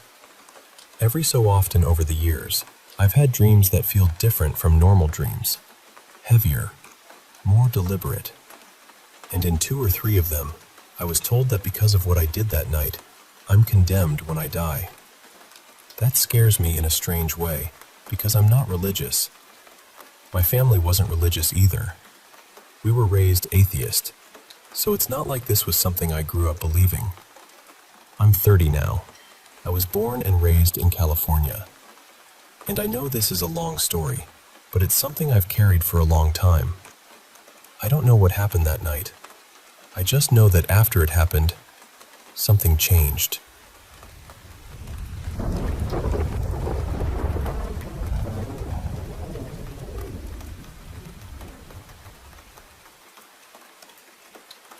I know this may sound strange to some people, and honestly, I understand that. But I want to speak from what I've experienced and what I've come to believe over time. I believe dreams can be moments when we are spiritually vulnerable. When we're awake, our minds are alert. We can question things, resist things, filter things. But when we're asleep, that guard is lowered. And because of that, I believe some dreams are not just random images from the brain. Some of them can be spiritual interference. Now, let me be clear. I don't believe every dream has a deep meaning. Some dreams really are just dreams. Maybe you ate too late, watched something strange, or your mind is sorting through stress. But I also believe there are dreams that carry a spiritual message or warning. That's why I ask God for discernment. I ask Him to help me understand which dreams matter and which ones I should simply let go. One dream I pay attention to is when you're back in an old school building, or maybe someplace from your past, and you can't pass a test, finish a class, or move forward. To me, that kind of dream can symbolize being held back. It can represent a spirit of delay, something trying to keep you stuck in the same cycle. Maybe you're trying to grow, get a better job, improve your grades, or mature emotionally, but everything feels strangely blocked. Another dream I take seriously is when someone tries to put jewelry on you, like a necklace, bracelet, or ring. I believe that can represent agreement. Spiritually, it can symbolize something trying to bind itself to you, or get permission to operate in your life. I remember one dream where a woman in a dark scarf tried to fasten a silver chain around my neck. The moment she did it, something in me knew it wasn't right. I pulled it off immediately and threw it across the room. Right after that, I woke up wide-eyed, completely alert. That's one thing I've noticed about these kinds of dreams. You don't wake up slowly or groggy. Your eyes open suddenly, and you're lying there thinking, "What was that?" It feels different. Another type of dream is when you're in a kitchen, a strange room, or some unfamiliar place with people you don't know, and they're trying to feed you. I believe food in dreams can sometimes be used as a symbol of agreement too. When you accept it, especially in the dream, it can represent receiving something spiritually that you never would have accepted while awake. I had a dream not long ago where I was standing in a small kitchen with yellow walls and a cracked tile floor. A stranger handed me something to eat, and the taste was awful. I remember turning away and trying to spit it out. Then I heard the person laugh and say something cruel, like they had tricked me. That dream disturbed me, but it also taught me something. I believe some people who practice dark spiritual work use food symbolically because eating is intimate. You take something into yourself, and spiritually, that can represent agreement. I want to make a distinction here. I'm not talking about every person who calls themselves a witch or practices something outside my beliefs. I know there are people who use that word and don't do anything harmful. That's not who I mean. I'm talking about people who intentionally try to harm others spiritually. People who use rituals, curses, manipulation, and fear. I believe those kinds of practices are not powered by the people themselves, but by darker spiritual forces that deceive them into thinking they're in control. And the sad thing is, I believe those forces hate human beings because we are made in the image of God. They can't move in the physical world the way we can, so they use people as middlemen. They tempt them with power, but in reality, they are the ones being used. Another dream to watch for is being in a car where someone else is driving, especially a stranger, and you feel like you have no control over where you're going. To me, that can symbolize your direction in life being influenced or hijacked. It can mean something is trying to pull you off the path God has for you. Dreams with snakes are another one. I believe snakes can symbolize oppression, restriction, or something trying to squeeze the life out of you. A snake constricts. So spiritually, That can represent something trying to constrict your energy, peace, ambition, emotions, or progress. Then there are sexual dreams, especially recurring ones. I believe those can sometimes be attacks from lustful spirits. Years ago, I went through a season where I kept having dreams like that almost every night. It got to the point where I felt exhausted and ashamed when I woke up. At one point, I fasted for 3 days because I wanted to break whatever spiritual stronghold was connected to it. On the third night, I woke up and saw what looked like a hideous woman above me. I couldn't speak out loud, but in my mind I said, "I bind you in the name of Jesus Christ." Immediately, the figure changed. It became something unnatural, almost alien-looking, and then it fled. I know how that sounds, but I'm telling you what I experienced. Another time, I woke up and saw a dark shadow standing beside my bed. I didn't hear it with my ears, but I sensed the words clearly in my mind. It said, "Why won't you be quiet? I hate you." Earlier that day, I had been talking with a small group at church about how easily our phones can become idols. Not because phones are evil by themselves, but because we can give them all our attention, all our time, all our affection, and then say we have no time for God. I believe whatever that shadow was, it didn't like that conversation. So here's what I want to say. If you have a dream that feels spiritually wrong, don't just roll over and ignore it. Pray as soon as you wake up. Cancel any agreement you may have made unknowingly. Ask God to restore anything that was stolen, damaged, or opened during your sleep. You can pray something like this. Father, I come to you against this wicked dream. In the name of Jesus, I break every agreement, contract, or covenant I unknowingly entered into while I was asleep. I cancel every demonic assignment against me, and I plead the blood of Jesus over my life, my mind, my body, and my home. I revoke any authority I gave away in the dream, knowingly or prone only. Father, restore anything that was stolen, damaged, delayed, or disrupted while I slept. In the name of Jesus Christ, Amen. And before you sleep, you can pray for protection too. Something like, in the name of Jesus, I cover myself, my name, my home, and my bed with the blood of Jesus. No spirit, curse, or agent of darkness has permission to call my name, find me, or access me in the spirit. I ask you, Father, to place a hedge of protection around my dwelling. Let my home be hidden from every evil assignment. I declare that I belong to Jesus Christ, and no darkness has authority over me. In the name of Jesus Christ, Amen. That's what I've learned so far. I'm still learning.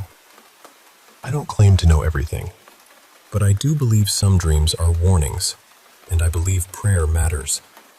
So if you wake up from a dream that feels wrong in your spirit, don't panic. Don't sit in fear. Pray. Break agreement with it. Give it to God. And remember that darkness may try to intimidate, but it does not outrank Jesus.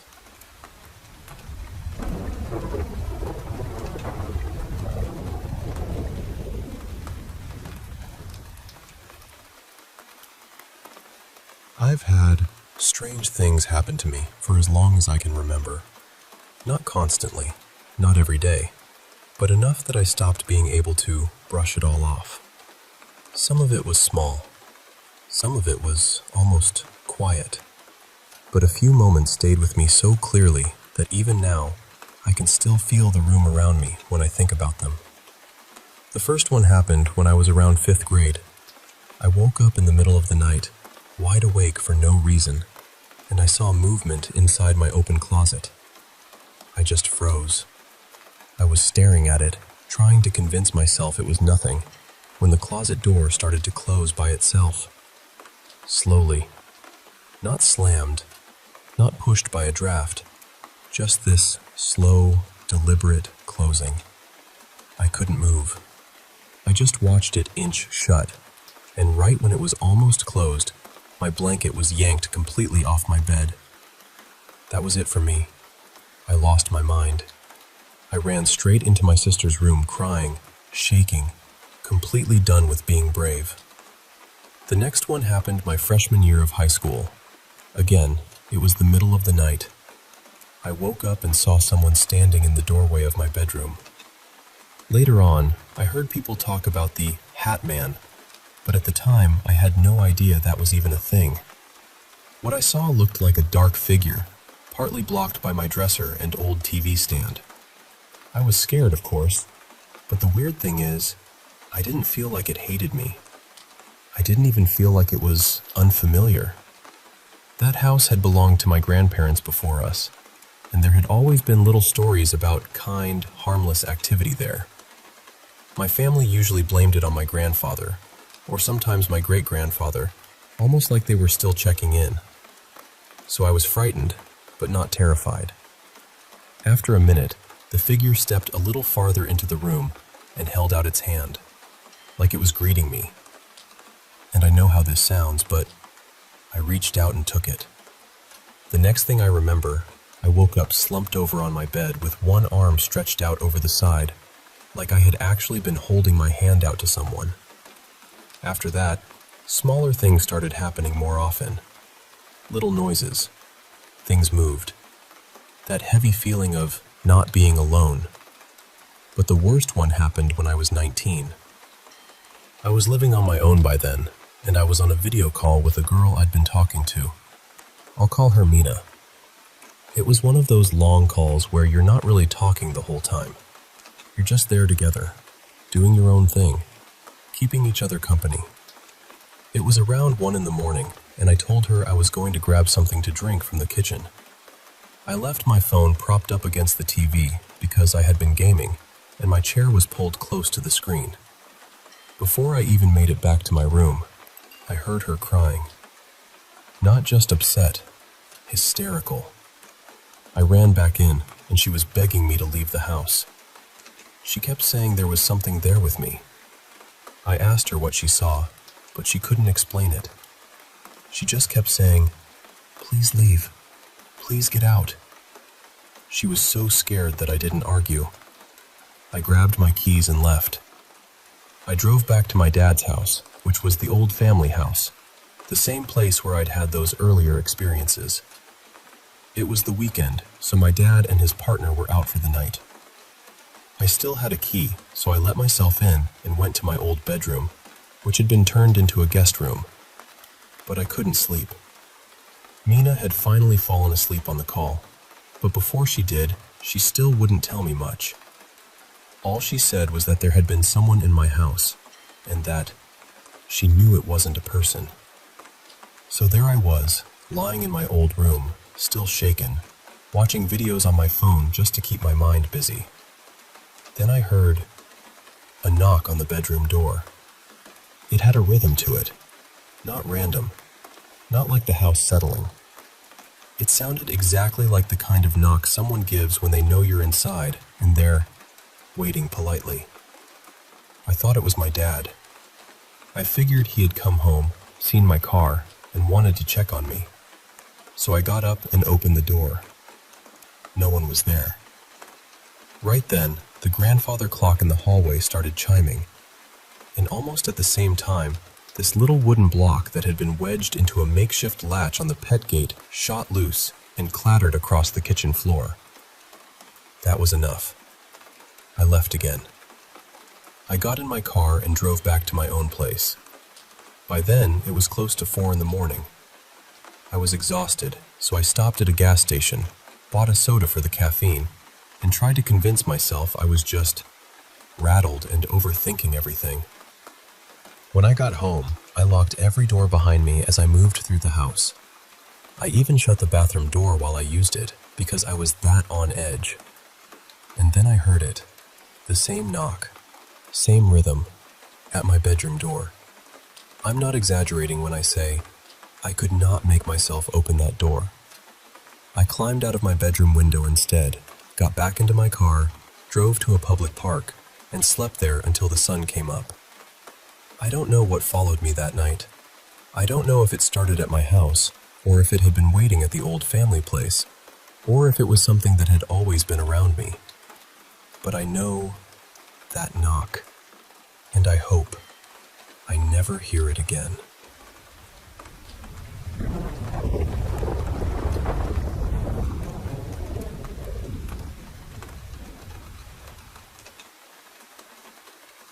I still think about that house sometimes, even now.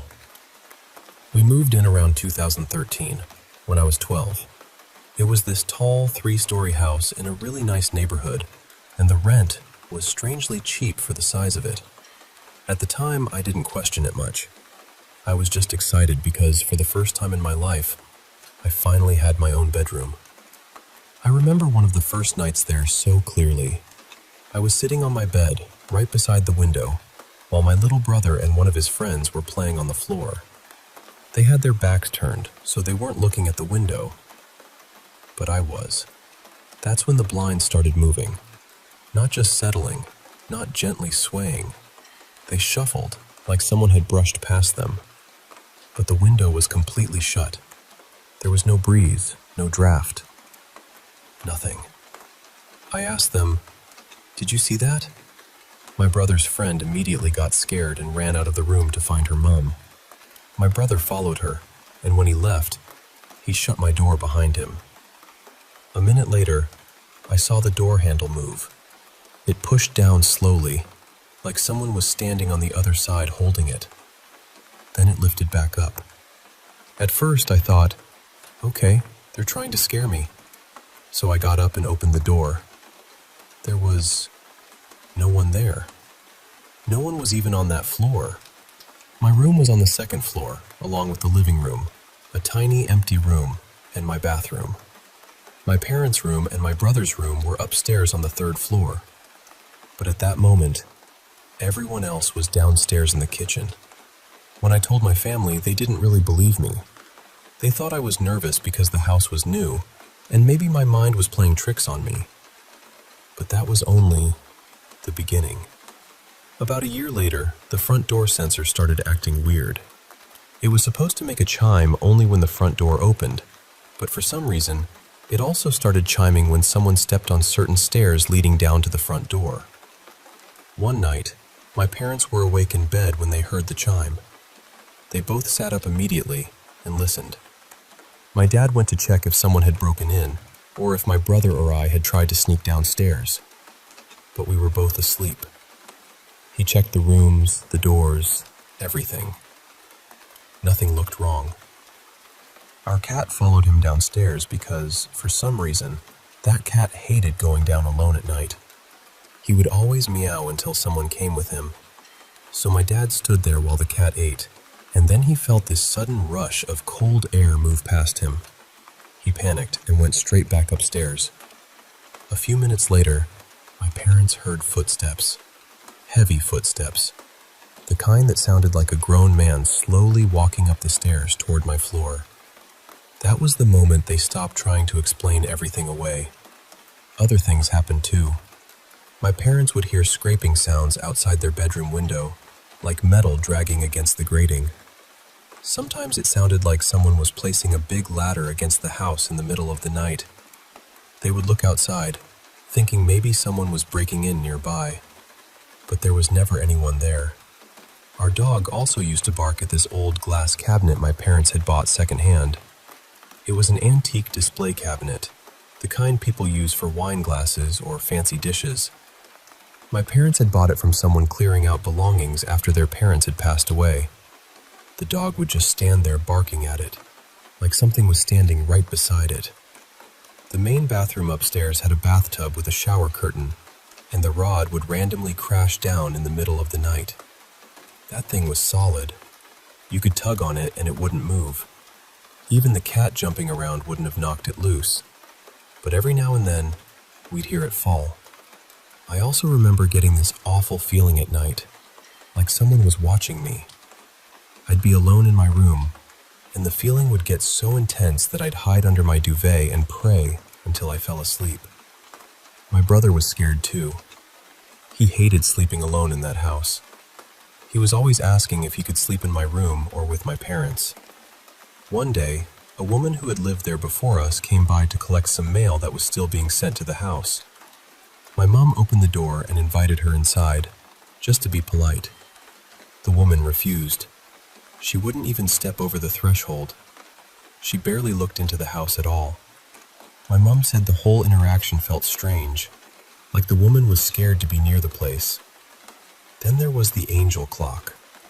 We had this heavy stone angel clock sitting on the fireplace in the living room. One night, my parents heard a loud bang from downstairs. The living room was directly underneath their bedroom, but my mom didn't go check until morning. When she did, the clock was smashed on the floor in the middle of the room, about 2 or 3 meters away from the fireplace. At first, they tried to blame the cat. Maybe he jumped up and knocked it down. But that didn't make sense, because if it had simply fallen, it would have landed near the fireplace. It wouldn't have flown across the room. And then they remembered. The living room door had been closed. That door always shut by itself unless you put a stopper in front of it, and it was heavier than normal. At night, it was always closed. The cat hadn't been inside. The last thing that happened was when we were moving out, less than 3 years after moving in. The house was mostly empty, and my mom was there cleaning while I was at school. She noticed the closed door to my old room shaking violently, like there was a storm inside and the window had been left open. But the window was shut. My mom, trying to calm herself down, jokingly said something like, "If you're going to scare me, you could at least help me clean." Right after she said that, the door handle went all the way down, and it stayed down. She said it felt like forever because she was frozen there, terrified. It didn't spring back up until she nervously said, "I was only joking." Years later, my mom found out from a family friend who worked with the police that there had been a murder in that house in 2006, only 7 years before we moved in.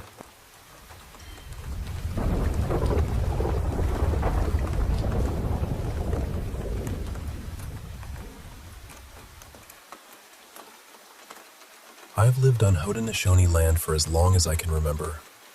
Every little town I've called home was built over places that held history long before any of us arrived here. And growing up, I was lucky enough to hear stories from native classmates, elders who visited our school, and a close friend whose family is from a different nation out in the Great Lakes region, but who still had ties to people near where I live now. These were never treated like campfire stories around here.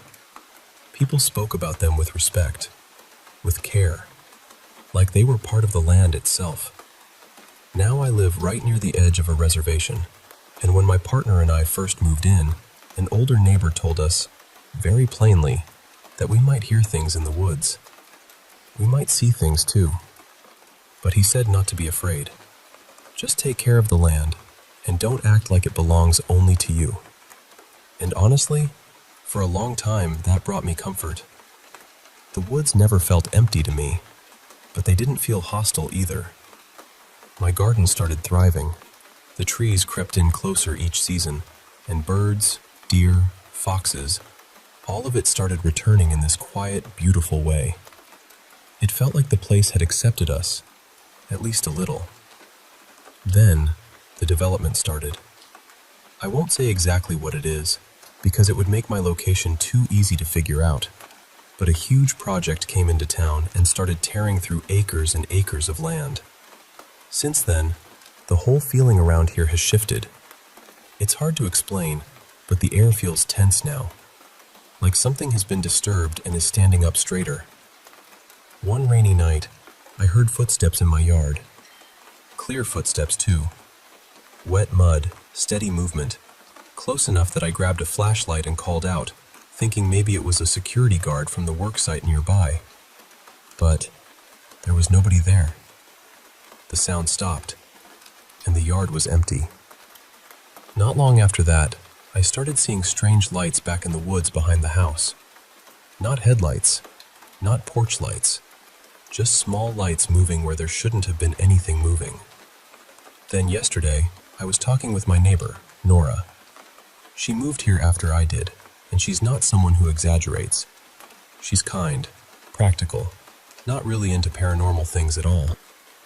She looked at me with this serious expression and said, "Can I ask you something strange? I said, "Of course." And she asked me if I had ever seen something running down the road. I told her I hadn't, and then she told me what happened. She'd been outside sometime after midnight, maybe around 1 in the morning, when she heard the sound of bare feet slapping against the pavement. When she turned, she saw a tall, pale figure running down the road. She said it looked unclothed, but not in a normal human way. No clear features like you'd expect. Just this long, white shape moving fast through the dark. The moment she saw it, she ran back to the cabin. While she was telling me this, her boyfriend, who has lived here his entire life, joined the conversation and said that several people in his family have seen the same thing. Not constantly, not every night, but enough that it's become something people around here know about. And the timing chilled me, because he said the sightings really started about a year or two ago, right around when the land clearing began. I believed her, not because I wanted to, but because of the way she said it. She looked almost embarrassed to bring it up, like she was hoping I'd laugh so she could take it back. But she wasn't joking. She was scared. And after what I've heard in my own yard, after the lights in the trees, after the way this place has started to feel, I can't dismiss it. I keep thinking about the land, about what it held before all this noise and machinery, about what happens when people tear into a place that was never theirs to wound. I don't know what she saw. I don't know what I heard. I won't pretend to understand traditions that aren't mine, but I do know this place has been good to me. I love it here. And more than anything, I want to honor the land, respect the people who cared for it long before me, and do whatever I can to live here gently.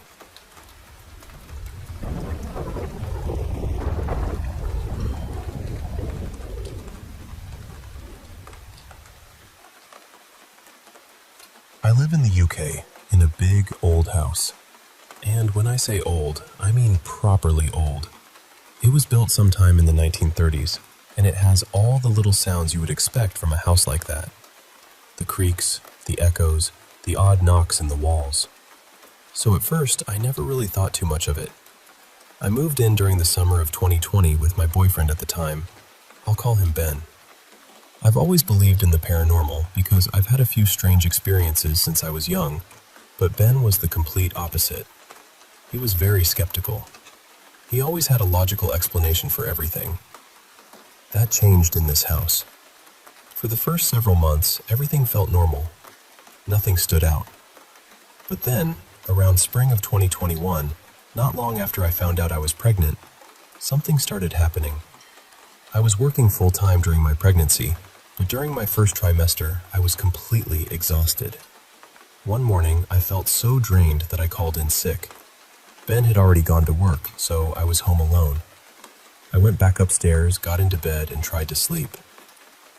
I had only been asleep from the future, but I into the paranormal. I went back upstairs, got into bed, and tried to sleep. I had only been asleep from the 2021, which is updated to approach the end of the time. I had only been asleep from the 2021, which is helping to director 2 lonks of a strongable.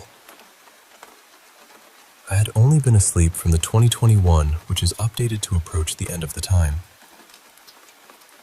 I moved in the UK, it was really often, but then was a very obstinate, and then I had any period.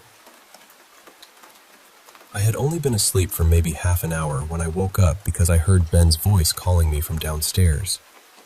It sounded exactly like him. I remember lying there confused because he had only just left. I called back asking why he was home, thinking maybe he had forgotten something or got his shift time wrong. But there was no answer. So I got up and checked the house. There was nobody there. I looked in every room, and I even texted Ben to ask if he had come back for any reason.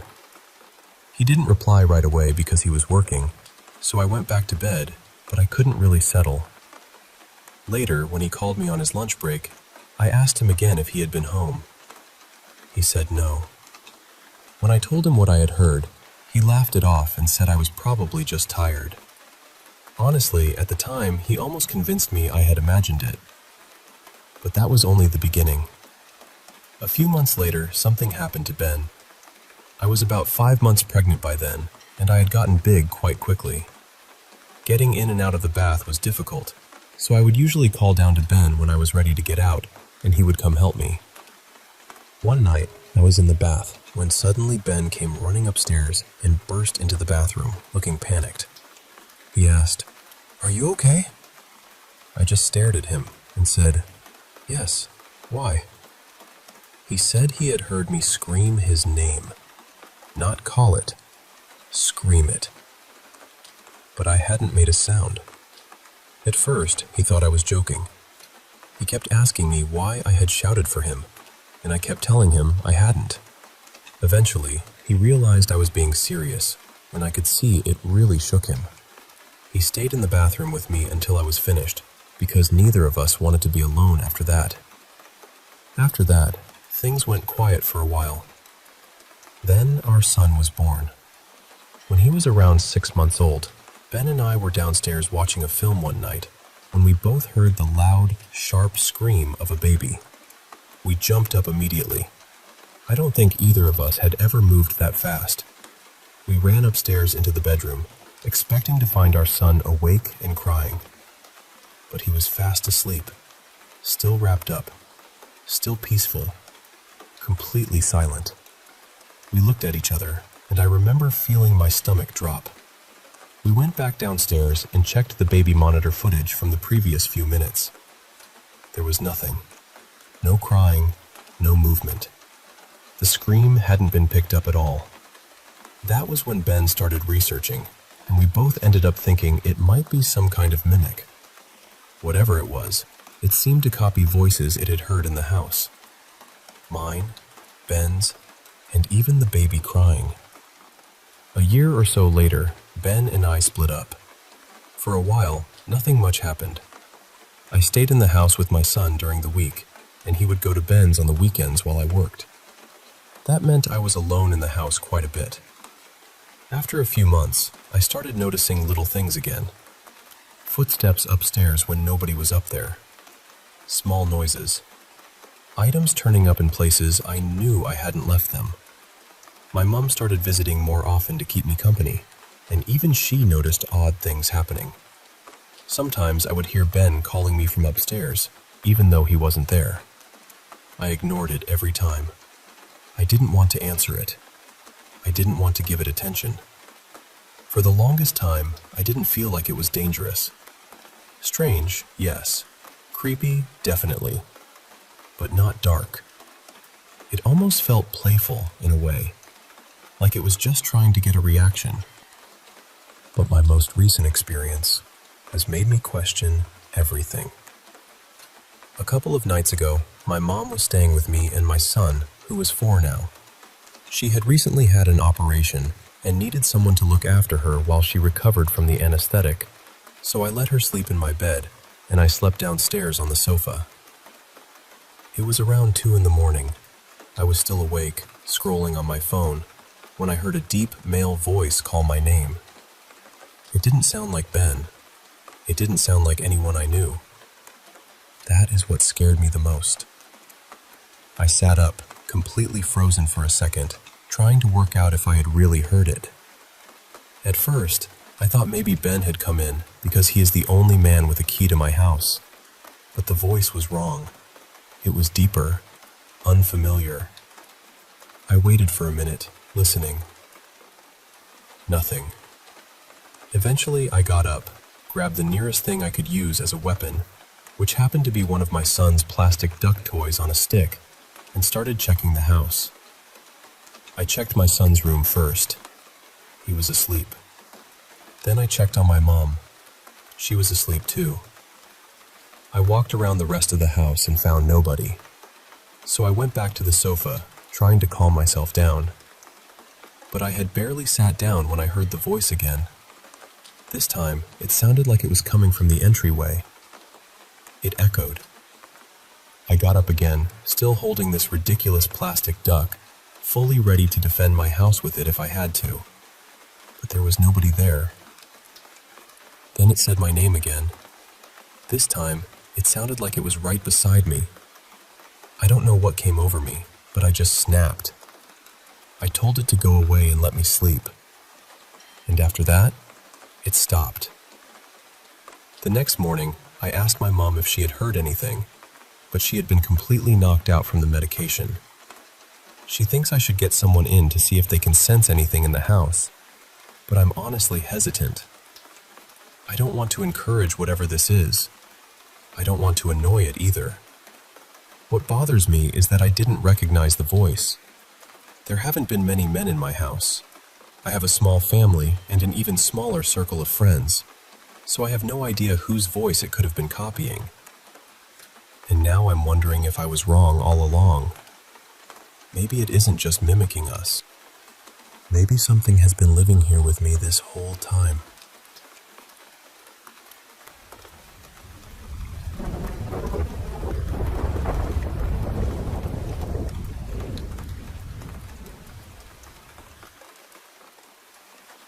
So, the house my family lives in was built sometime in the early 80s, and before we ever moved in, an elderly woman named Miss Edna lived there. From what I understand, she passed away peacefully from old age. Now, I wasn't even born yet when my family first moved in, so I'm only telling you what they told me about those early days. But I can tell you this much.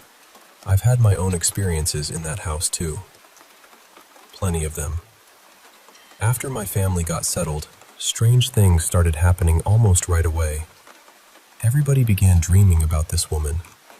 My older sister said she dreamed that Miss Edna was screaming at her, but no sound was coming out.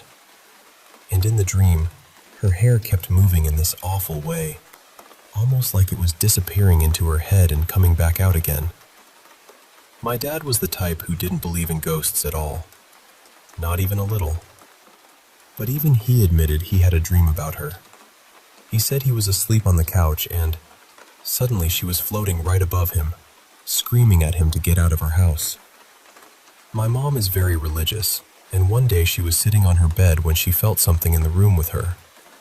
She didn't see anyone, but she said she knew Miss Edna was there. So my mom spoke out loud and said, "This is our home now. We bought it with money we worked hard to save. We're going to live here, grow old here, and one day pass on here too. I'm sorry for what happened to you, but you have to understand that this is our home now." And after that, things actually got quieter. Not completely quiet, but calmer. Every now and then, little things would still happen. A chair might shift. The sink might turn on by itself. The stove would act strange. But then I was born, and according to my family, everything stopped. They started to realize that when babies or little kids were in the house, Miss Edna didn't seem to bother anyone. My mom even told me she once saw her standing beside my crib, just looking down at me. Not angry, not threatening, more like she was happy there was a baby in the house again. Years passed, and then around 2019, my sister went through a divorce. She had been living in this big house, and my dad didn't like the idea of her being there alone. So he asked me if I would stay with her for a while, just so she wouldn't feel isolated. I agreed. Then in 2023, our dad passed away. After that, none of us wanted our mom living alone either. So we sold my sister's house and moved back in with my mom. And once we came back, everything started up again. The lights would flicker. People started having dreams about Miss Edna again. One night, we were all sitting around talking about what had been happening, and suddenly the power cut off. Then it came back on. Then it cut off again. And I swear, we could hear the breaker being flipped. Another time, I was sitting at the kitchen table fixing my mom's laptop. 3 of my cats were in there with me, just watching like they were little furry supervisors. Then, all of a sudden, I heard singing coming from underneath the house. Not outside, under the house. And all 3 cats slowly turned their heads toward the sound at the exact same time. That drained the blood right out of me. Then there was another night when I walked into my bedroom. My fiancé was asleep, and as soon as I stepped through the door, this black shadow shot across the room and went straight through the wall. It knocked over the trash can as it passed. Me and one of my cats ran out of that room so fast, we probably looked like a cartoon. Now, this next part is a little embarrassing, but it happened, so I'll just say it. It was around 8 in the morning. I had just woken up, and my stomach started doing that emergency warning signal where your whole body knows you need the bathroom immediately. So I went in, sat down, and started scrolling through my phone. Then I heard this loud scratching coming from the bathtub. I pulled the shower curtain open. Nothing. But the scratching kept going. So I said, "Can you please stop?" And it stopped. That made me suspicious, because it stopped exactly when I asked. So I said, "Do it again." And the scratching started again. Then I said, "Stop." And it stopped again. Now, maybe it was an animal under the house. I'm not saying it absolutely wasn't, but the timing of it still bothers me. Another time, I was taking a shower. I had just finished washing my hair when something snapped the shower curtain hard. Not a little tap. I mean, it flicked it hard enough to make me jump. When I looked up, I saw what looked like a figure dart into the bathroom closet. I froze for a second. Then my survival instincts kicked in. I shut the water off as fast as I could and ran straight into the bedroom where my fiancée was, completely naked and dripping water everywhere. She looked at me and asked what happened. I told her, and she just started laughing, probably because I was standing there terrified, soaked, and fully exposed like I had just escaped a haunted car wash. But the voice mimicking is what really made me think something in that house knows how to play with people. One night, I was cooking dinner for me and my fiancé when I heard her yell, "Babe!" So I went into the room and asked what she needed. She looked at me and said, "I didn't call you." I figured maybe I imagined it, so I went back to cooking. A few minutes later, I heard it again. "Babe!" I went back in and asked, "Did you call me, or am I losing it?" She laughed and said, "I didn't say anything. You're hearing things." So I went back to the kitchen. Then it happened a third time. "Babe!" This time, I walked in smiling because I thought she had to be messing with me. I said, "Are you playing around?" She promised me she wasn't. She said she had been lying there on her phone the whole time, watching videos, and hadn't called me once. That's when I started thinking maybe Miss Edna, or whatever is in that house, was mimicking her voice. And it wasn't just me. One day, I was talking with my nephew and his wife when she suddenly said, "Yeah, babe," like she was answering somebody. I asked her, "Why did you say that?" She looked confused and said, "You didn't hear her call you?" So I went to check with my fiancé, and she hadn't said anything. My nephew's wife looked at me and said, "Don't talk about it. The last thing we need to do is talk about it." And honestly, that stuck with me. So now I've been seriously thinking about putting cameras inside the house, just to see if I can catch something. Because at this point, I don't know if Miss Edna is harmless, protective, lonely, or something else entirely. But I do know this. That house has never felt empty.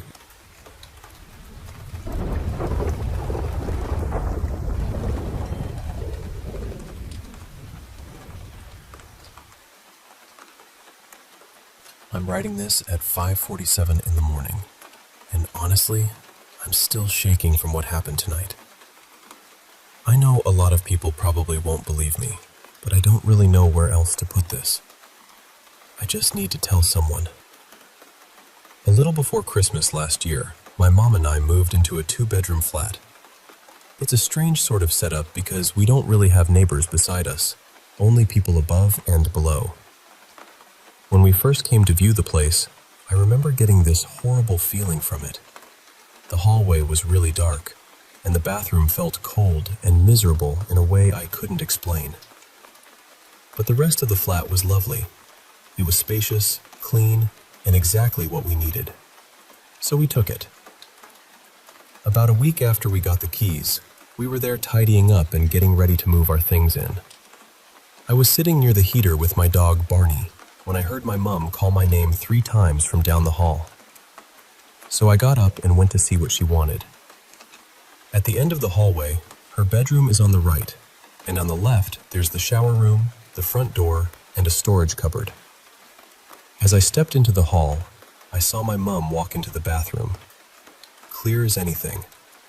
I followed her in straight away, but when I got there, she wasn't inside. I just froze. I walked back into the hallway, completely confused, and there she was, standing in the doorway of her bedroom, looking at me like I'd lost my mind.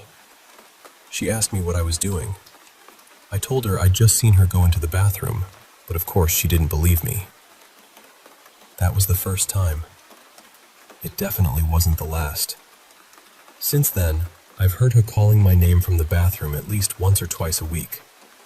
I've also seen her walk into that same bathroom maybe 4 or 5 times, only to find out she was never there at all.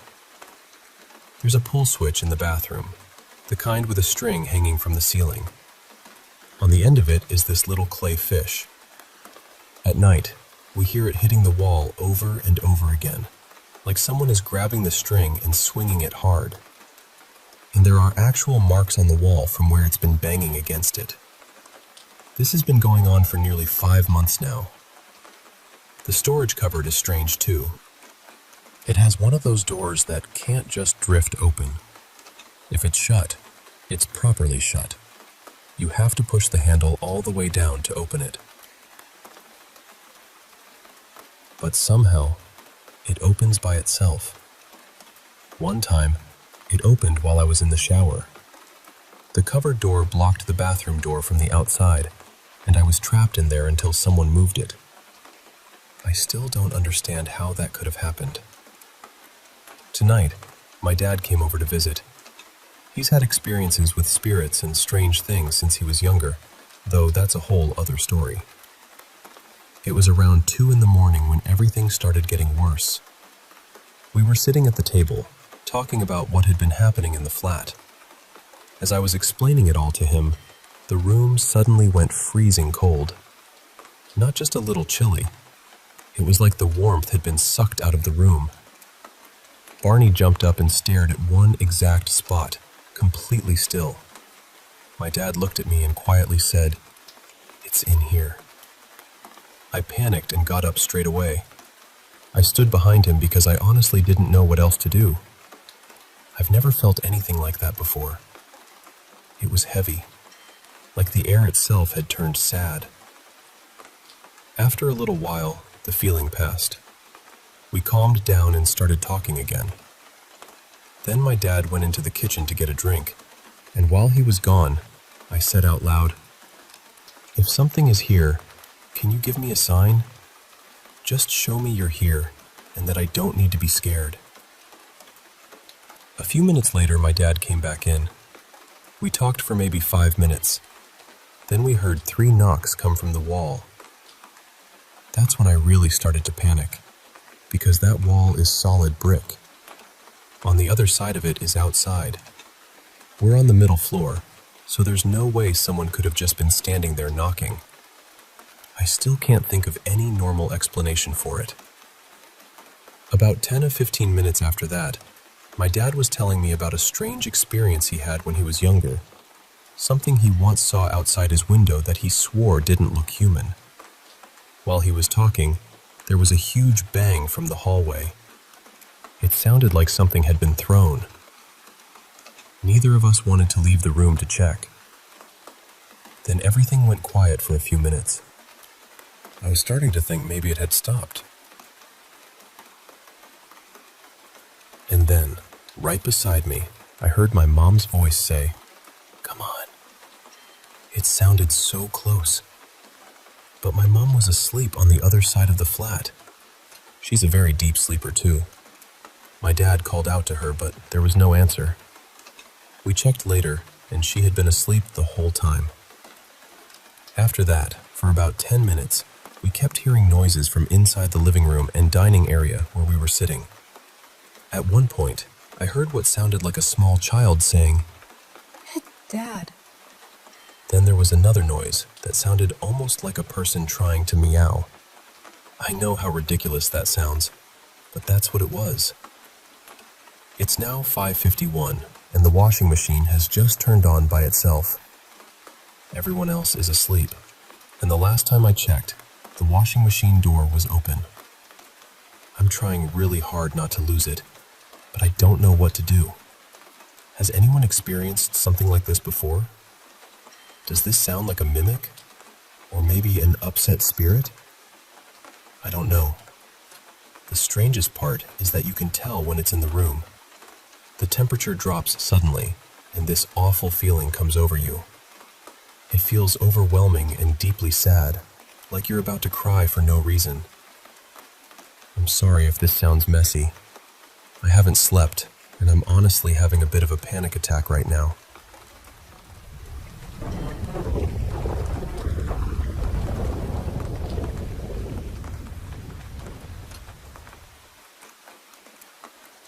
I used to love Lagos before I ever set foot there. Not the real Lagos. Not yet. I loved the version I had built in my head from stories. The lights, the music, the noise. The way the city seemed to keep breathing long after everyone else's night had gone quiet. Where I grew up in the East, things were calmer, predictable. Once evening came, shops closed, streets emptied, and people returned home. But Lagos sounded different. Lagos sounded alive.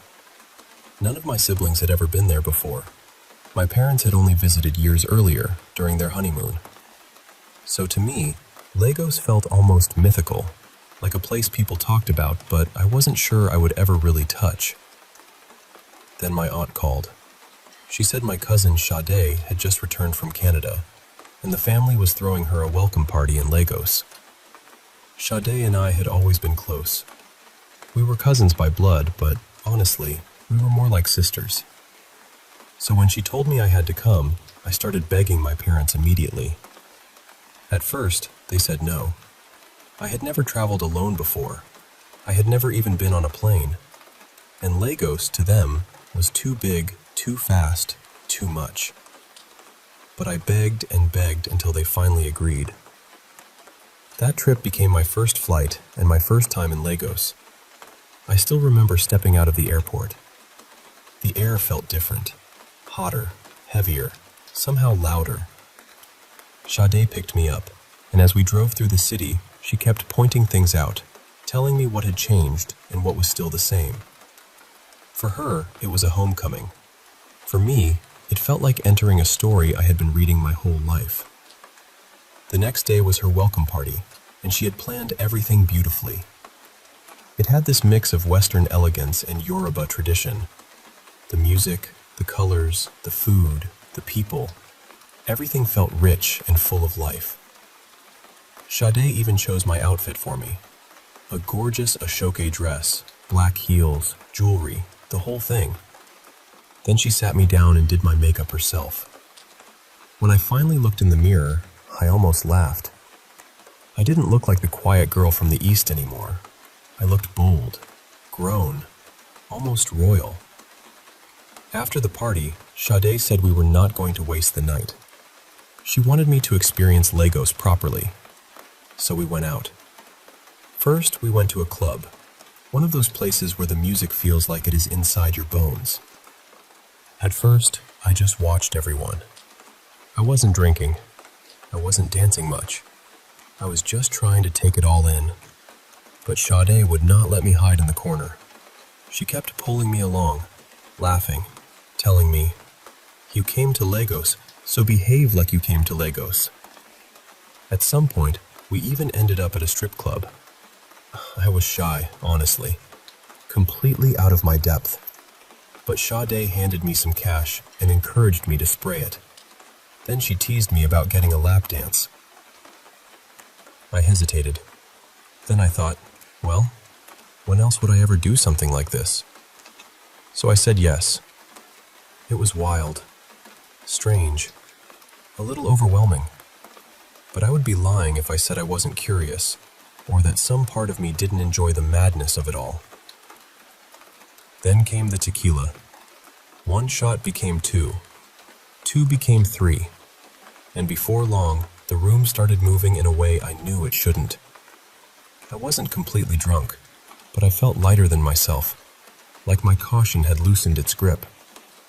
When we returned to the main club, I sat at the bar to steady myself. Sade sat with me for a little while, but then she noticed a tall, fair, muscular man across the room. And if you know Sade, you know she has never been the type to wait for life to come to her. She leaned close to me and smiled. "That one is calling my name," she said. Then she stood up and walked straight to him. And just like that, I was alone at the bar. That was when I met him. He came up quietly, not in an aggressive way, not like the other men who had been trying too hard all night. He had a calmness about him, dark-skinned, simple-looking, soft-spoken. He introduced himself as Cheyenne. We started talking, and somehow, it was easy. Too easy, maybe. We laughed like we already knew each other. He asked about where I was from, and I told him this was my first time in Lagos. He smiled and said Lagos had a way of welcoming people properly. I remember feeling comfortable with him. That was the strange part. After some time, we exchanged numbers. Not long after, Sade called me over and said we had to leave because her mother had been calling. I said goodbye to Cheyenne, thinking maybe we would talk later. Maybe not. I wasn't expecting anything serious. When we got home, Sade's mother asked where we had been. We gave a vague answer and escaped before she could ask too many questions. The moment I got to my room, sleep swallowed me. The next morning, my phone rang. It was Cheyenne. I don't know why, but hearing his voice made me smile. We talked for a while, and it felt like we were continuing the same conversation from the night before. He asked if we could meet again. I only had 2 days left in Lagos, and something in me wanted to see him. I knew I couldn't tell Sade's mother I was going to meet a guy, because that news would fly straight to my own mother before sunset. So I begged Sade to cover for me. She agreed, but she made me promise we would meet up later at a specific place. That afternoon, she dropped me off at a fun park where I was supposed to meet Cheyenne. He arrived a little late, apologizing softly, and Sade left soon after to meet the guy she had met the night before. So there I was, alone with him. And honestly, I had a beautiful time. We played games, we laughed, we bought snacks. We walked around like two people who had known each other far longer than one day.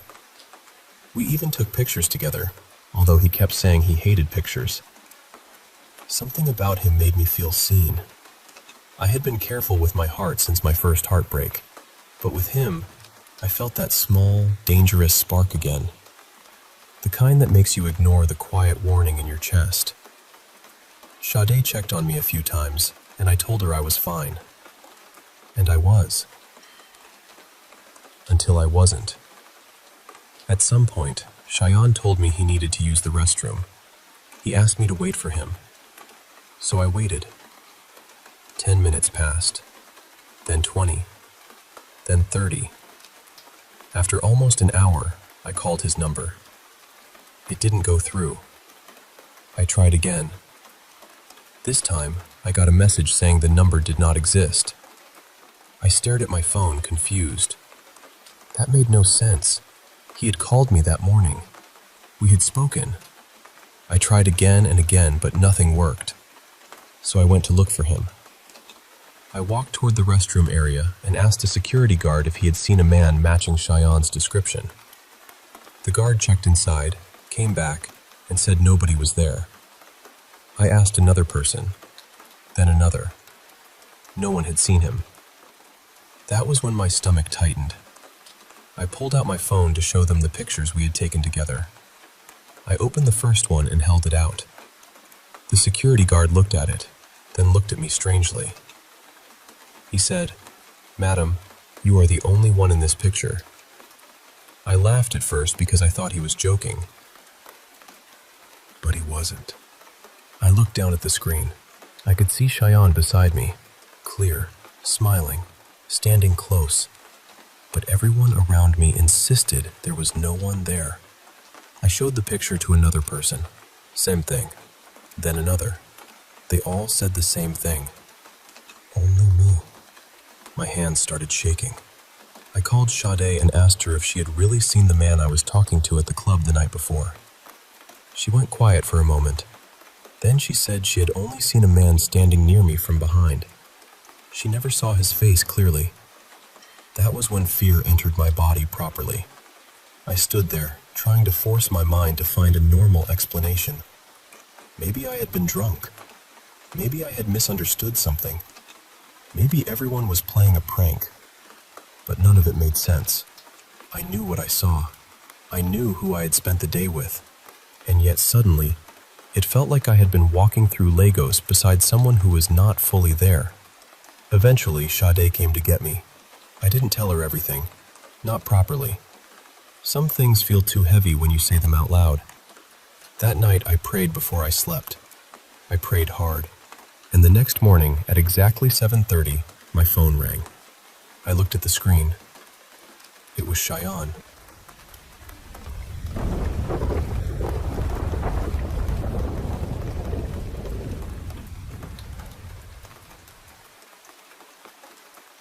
I want to tell you about a story that was passed down through a family with absolute seriousness. Not the kind of story people tell for fun at parties, or the kind that gets exaggerated for attention. This was more like a warning. The sort of warning that gets repeated quietly, generation after generation, because the people who first heard it never forgot what happened. A friend of mine, Jonah Ingle, told me this story about his grandmother. She used to speak about it as something completely real, and while most grandparents warn children about crossing roads, staying away from deep water, or not talking to strangers, Jonah's grandmother had one rule she made sure everyone understood. Never play with a Ouija board. The events took place sometime in the 1940s, though the exact year has been blurred by time. Jonah's great-grandfather, Leonard, was married to a woman named Clara. They had a little daughter together named Elise, who would later become Jonah's grandmother. Before Leonard married Clara, he had another relationship, and from that relationship, he had a daughter named Catherine. Catherine usually lived with her mother, but for a short period, she came to stay with Leonard, Clara, and young Elise. And from what Jonah's family remembers, Clara and Catherine did not get along at all. It wasn't just mild tension.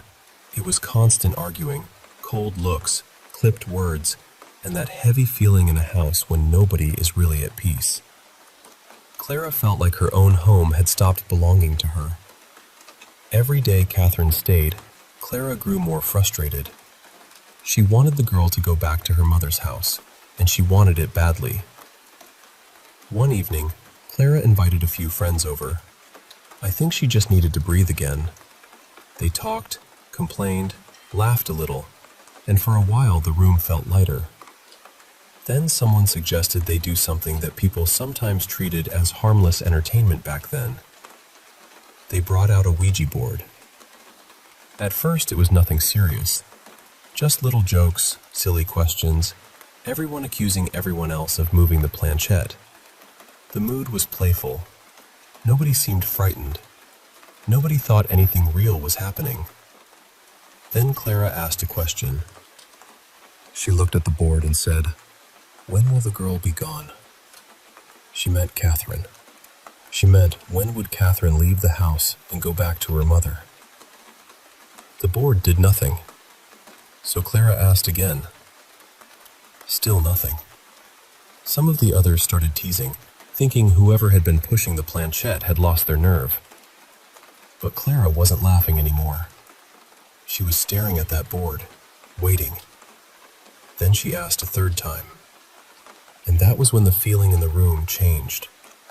Jonah said his grandmother always described it as a sudden coldness that hit everyone at once.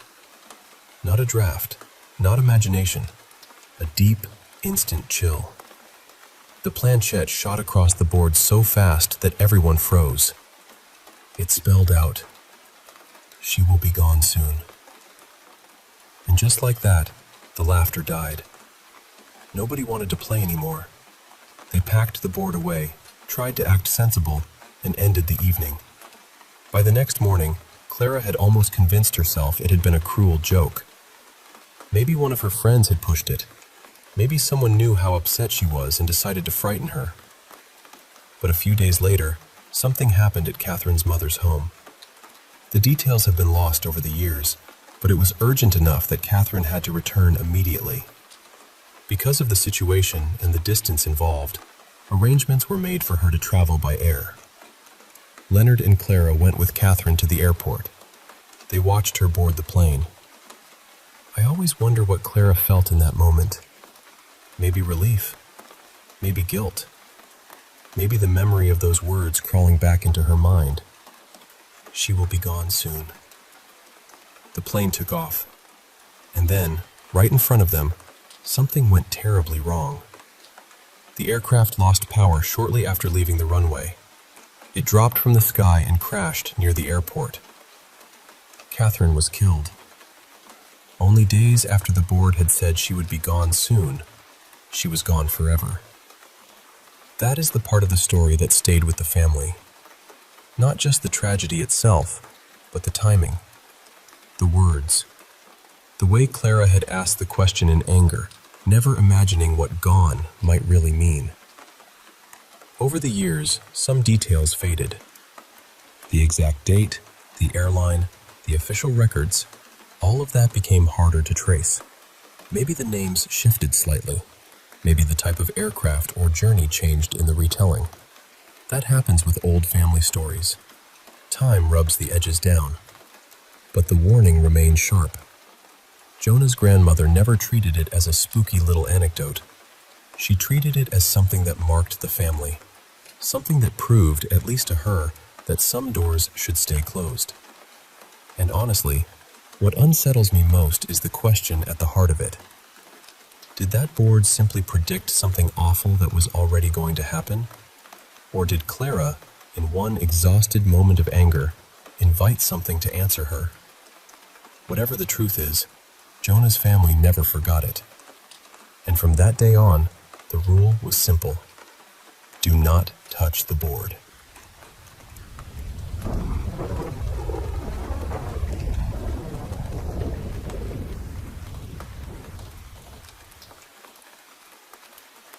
I'm still not completely sure how to explain this, or even what kind of story it is. I don't know whether I'd call it a haunting, an apparition, a paranormal encounter, or just something my mind still hasn't found a proper place for. This happened several years ago, when I was still sharing a bedroom with my younger brother, Mason. It was late, probably somewhere between 11 at night and midnight. The room was quiet, and Mason had already fallen asleep. I was awake in my bed after having one of those emotional breakdowns that leaves you completely drained. I had been crying for a while, but I was trying hard not to make any noise because I didn't want to wake him. When I cry like that, I usually keep my eyes shut because they start to sting. I was also hoping I could just cry myself to sleep and be done with the night.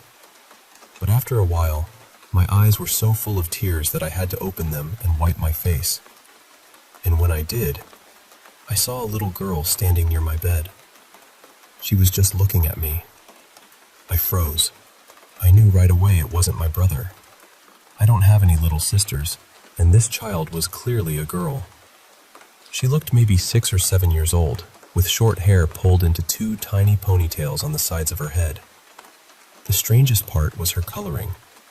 Her skin, her clothes, even the space around her seemed washed in this dull gray-green shade. Not glowing exactly, but not normal either.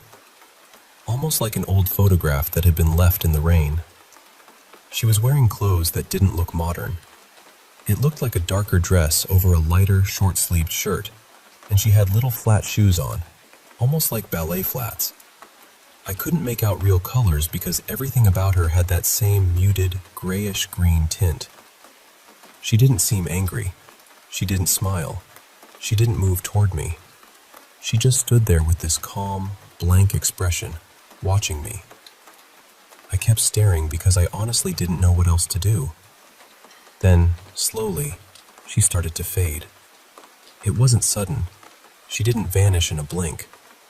She became thinner and dimmer, little by little, until there was almost nothing left of her. At first, I thought maybe my eyes were playing tricks on me because I had been crying so much. So I squeezed them shut for a second, wiped my face again, and opened them, expecting her to still be there. But she was gone. I've had other strange experiences before, things I've heard or felt that I couldn't explain, but this was different. This was the only time I ever saw something so clearly, right in front of me. And what stays with me most is that she didn't feel threatening. She felt quiet, present, almost like she had simply noticed me crying and had come to look. I still wonder what she was. I wonder if she meant something, or if she was connected to the room, the house, or maybe even to what I was feeling that night. I don't know. I only know what I saw. And even after all these years, I still can't fully explain the little girl who stood beside my bed.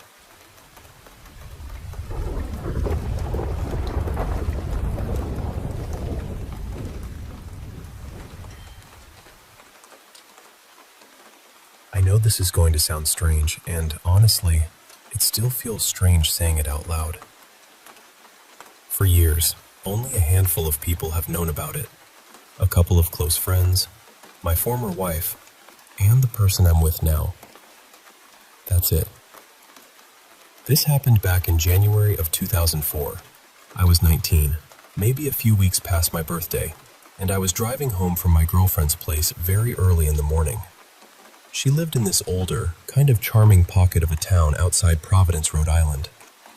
The rest of the area was mostly the usual suburban sprawl, shopping plazas, chain restaurants, long roads that all seemed to lead nowhere in particular. But her neighborhood had a little history to it, a little character. At the time, I was driving a dark red Oldsmobile sedan. It was my first car, and my dad had helped me get it. I think he saw it as this big, sturdy, harmless old man car, something safe for a teenager. What he did not seem to realize was that the thing had a lot more power under the hood than it looked like it should. Getting to the highway from that town was always a chore. You had to pass through miles of lights, strip malls, subdivisions, and empty parking lots before you finally reached the ramp. I remember the exact time I got there because I had just turned up the radio and glanced at the clock. It was 1:42 a.m. A couple days earlier, we'd had one of those messy New England winter storms. Not a huge one, just enough freezing rain, sleet, and snow to make everything irritating. Most of the roads were fine by then, but there were still patches of ice in shaded areas, especially on bridges and side streets. The kind of thing you don't see until it has already found you. I had taken that on-ramp countless times. I knew the curve. I knew how it felt. So I probably got too comfortable, and I accelerated faster than I should have. Then the tires just let go.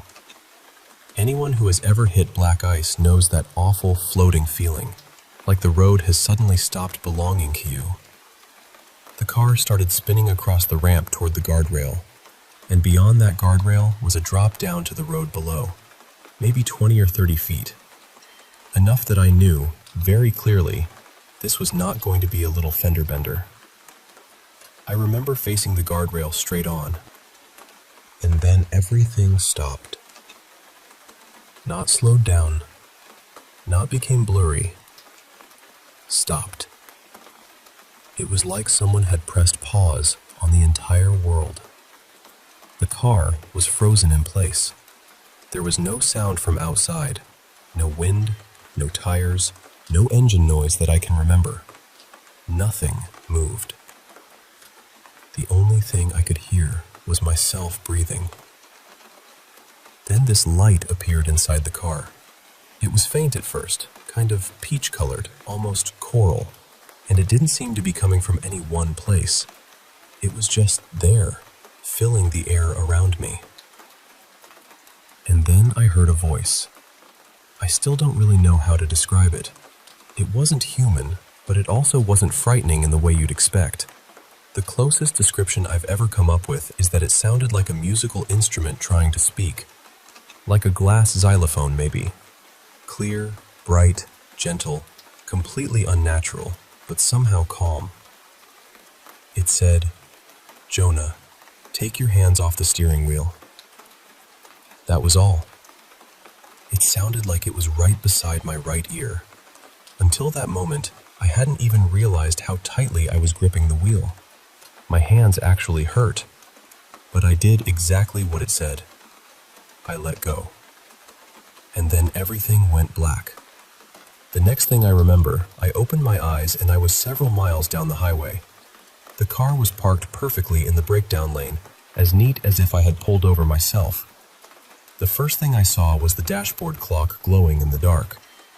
It was 1:57 a.m., so about 15 minutes were just gone. I got out, stumbling a little, completely confused. I walked around the car, expecting damage. Scrapes, dents, something. There was nothing. Not a mark. I didn't know what else to do. There was no one around, no explanation waiting for me on the side of the road. So I got back in, drove the rest of the way home, put the car in the garage, and went to bed. And that was it. I didn't tell many people. I waited years before I told a couple of close friends. Later, I told my wife when we had been dating for a while. More recently, I told my current partner. I have never had anything like that happen again. Nothing paranormal, nothing unexplained, nothing even close. I wasn't drinking. I wasn't on anything. I wasn't exhausted. I don't have any history of hallucinations or mental illness. I've always thought of myself as a pretty grounded, rational person.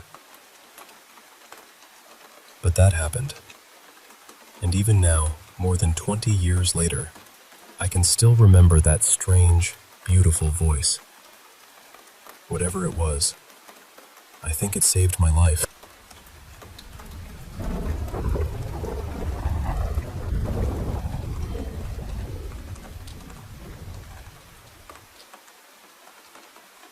This usually happened on nights when my mom would leave dinner out for my dad. Back then, he had a habit of going out for a drink and coming home really late. Sometimes the whole house would already be asleep by the time he got back. And that's when this thing, whatever it was, seemed to have its own little routine. I know that sounds strange, but it really did feel like a routine. You'd hear someone in the kitchen serving themselves food. Plates shifting, utensils moving. The soft clink of dishes, like someone was making themselves comfortable at the table. Then, after a while, you'd hear the sink turn on, dishes being washed, and cabinets opening and closing like everything was being put away. It happened so many times that eventually I told my mom. We talked about it, but honestly, we mostly just brushed it off. What else were we supposed to do? It wasn't loud enough to feel threatening, but it was clear enough that you couldn't pretend it was nothing. This went on for years, maybe 2 years, maybe longer. Then one day, it just stopped. I don't usually like reading too much into things, but over the last decade, my dad became more religious. Just him, though.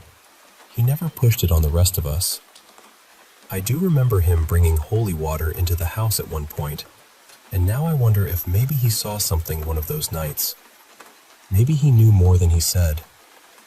But I did see something myself around that time. One night, I was coming down from the second floor to use the main bathroom on the first floor. I had a flashlight with me, and I remember pointing it down the stairs. From that angle, you could see straight toward the kitchen sink. And standing right there, in front of the sink, was a shadow figure. It didn't move. It didn't turn around. It was just there. I didn't scream. I didn't wake anyone up. I just ran right back to my bed and stayed there. Everyone else was asleep, and I remember lying there trying to convince myself I hadn't seen what I had definitely seen. That wasn't the only strange thing happening back then either. Before that, there had been weird shadows on the laundry room wall. Not people-shaped exactly, not really like figures, just strange movements that didn't make sense. It sounds silly when I say it out loud, but at the time, it felt wrong. There were other things in that house too. Little pebbles would hit our bedroom window, almost like someone was throwing them from my grandma's house next door. Plates moved across the dining table once when I was about to make cereal. I heard my mom call my name when she hadn't called me at all. And then, just like the dinner sounds, all of it stopped. The only time in recent years that I heard someone call me like that again was in the days after my grandpa passed away last December. That one felt different though. Sadder. Softer. I've had other experiences since then, but not in that house. The newer ones have happened where I live now.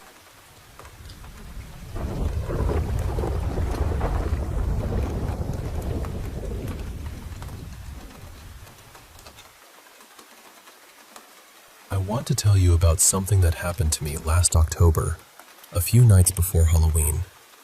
I was home alone that evening. My parents had gone out of town to stay with relatives, and they left me in the house by myself. I should probably say right away that the house had always felt a little strange to me. Not in a dramatic way at first, just small things. A book left on one table would turn up on another. Cabinet doors would be open when I knew I had shut them. But the thing that truly bothered me was the old piano in the front room. Sometimes, late at night, it would play on its own. I know how that sounds. I know it sounds like something people say when they want attention. But I heard it more than once. Soft notes. Slow, careful, almost sad. And whenever it happened, I would sometimes see this pale haze gathering near the back of the piano. Almost like smoke, except there was no fire. There was always a smell too. Sweet, heavy, old. Like church incense mixed with dried flowers. That night, I didn't want to be alone with all of that, so I invited a few friends over. There was Henrik, Victor, Zoya, and Olivia. Nothing big. Just snacks, drinks, talking, trying to turn the house into something normal for a few hours. Zoya was always the one who loved ghost stories and paranormal things. She showed up with a spirit board tucked under her arm and said we should try it. I laughed at first. We all did. It felt harmless. It felt like a Halloween joke. So we sat in the living room, right in front of the piano. Zoya spread the board out on the floor, and I placed an upside-down glass in the middle to use as the pointer. I had made a plate of sandwiches, and everyone kept reaching for them like eating would make the whole thing less serious. Then Zoya put her fingers on the glass and told us to do the same. Her voice got very quiet. She asked, "Is anyone here with us?" For a while, nothing happened. We just sat there, feeling silly. Then Zoya's face changed. She whispered that she could smell lavender. Not fresh lavender, old lavender, like something pressed between the pages of a book. Then she said she felt someone standing behind the piano. That was when the room started to feel colder.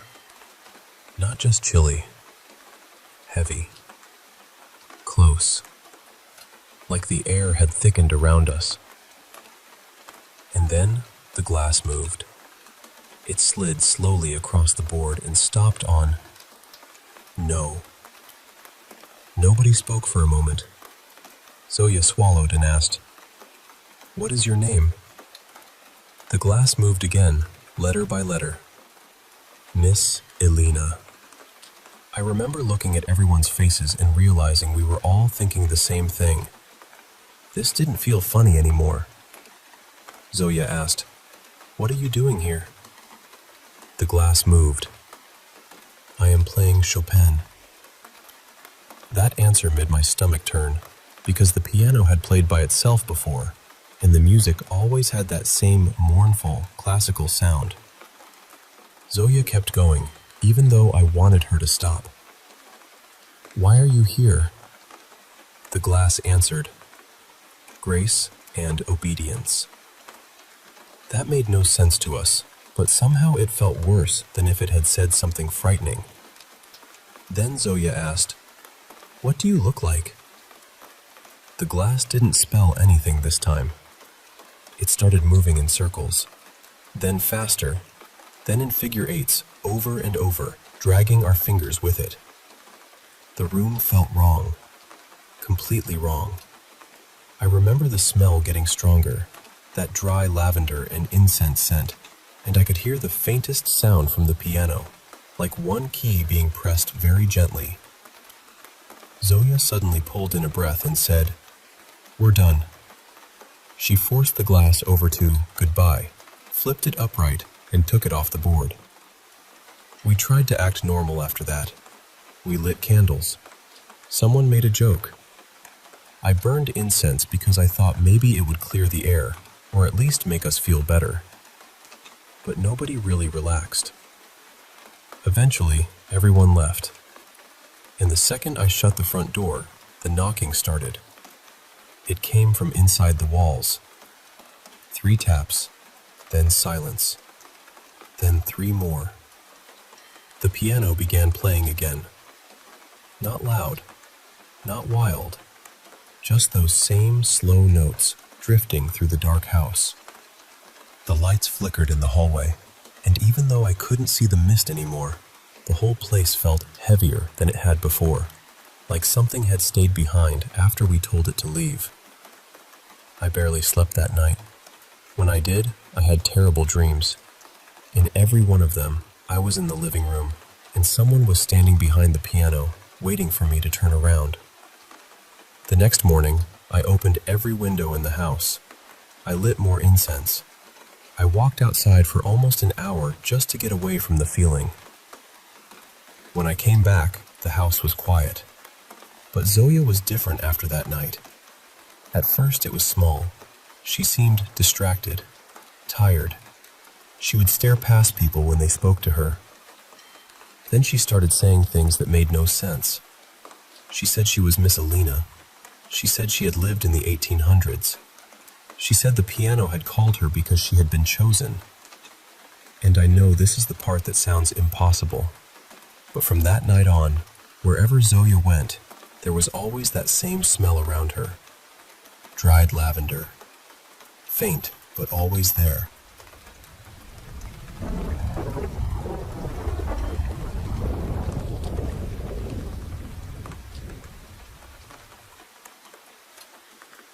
I want to tell you about my brother, because he was one of those people who didn't just enjoy ghost stories. He actually went out looking for them. He had this little paranormal crew with a few of his friends. They called themselves the Paxton Paranormal Society. He even made a handful of short movies with them. Nothing famous or flashy, just local stuff they showed at the old downtown theater. But he took it seriously. One story he told me always stuck with me. He and one of his friends went out to the oldest cemetery in our town one night. It was called White Pine Cemetery, and it had been there forever. Some of the first settlers were buried there, and everybody in town had heard the same rumor growing up, that a witch was buried somewhere on the grounds. So they pulled in, parked by the old gravel path, and started unloading their equipment from the car. That was when they heard something moving fast in the woods. Not a little branch snap, not a raccoon, something running. They turned toward the sound, and that's when they saw it. A circle of candles burning in the dark. Right in the middle of the circle was a black robe, just lying there on the ground. My brother picked it up, which I personally think was a terrible idea, but that was very much his style. And to make it worse, this cemetery already had a reputation.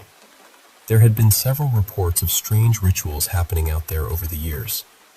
It got bad enough that police started patrolling the place at night. Then, while they were still trying to figure out what they were looking at, they saw a pale figure deeper in the woods. It moved between the trees, almost like it was running, and then it was just gone. My brother claimed they weren't scared. He said they were mostly confused. I do not believe him for 1 second. But somehow, instead of leaving like normal people, they decided to keep going. They set up their cameras, a voice recorder that he swore could pick up something as tiny as a piece of candy hitting the ground from across the room, a spirit box, and one of those laser grids that throws little green dots everywhere. I never fully understood what that thing was supposed to prove, but it looked creepy enough doing it. Then they turned on the spirit box. Almost right away, a voice came through. It said, "Satanic." Then it said there were people watching them. They had planned to stay for 2 hours, but after that, they barely made it 1. The whole place felt wrong, and even my brother, who loved this kind of thing, knew when to stop pushing his luck. As they were driving out down that long gravel road, his friend suddenly looked toward the woods and said he saw 3 people sitting among the trees. All 3 of them were wearing robes. My brother had plenty more stories like that, and honestly, some of them are even stranger. But that was the first one that really made me wonder whether he was chasing ghosts, or whether something out there had started chasing him back.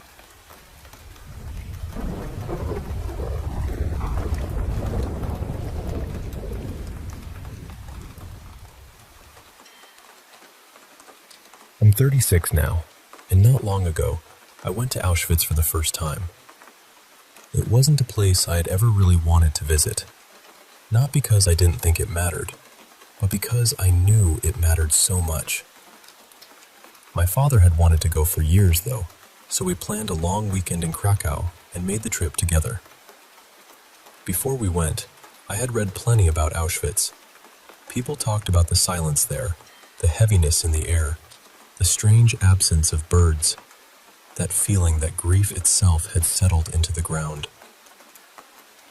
But when we arrived, it wasn't like that for me. The sky was clear, the sun was out, birds were singing, people were walking quietly from place to place, and somehow, at first, it felt almost ordinary. Bricks, fences, paths, old buildings. I knew what had happened there. I saw the photographs, the piles of shoes, the suitcases, the hair, the personal things that once belonged to people with whole lives behind them. It was deeply sad. Of course it was. But I still felt strangely separate from it, almost like there was a pane of glass between me and the reality of it. I understood it in my head, but I couldn't seem to feel it in my body. Then we reached Block 11. Our guide didn't explain much before we went inside.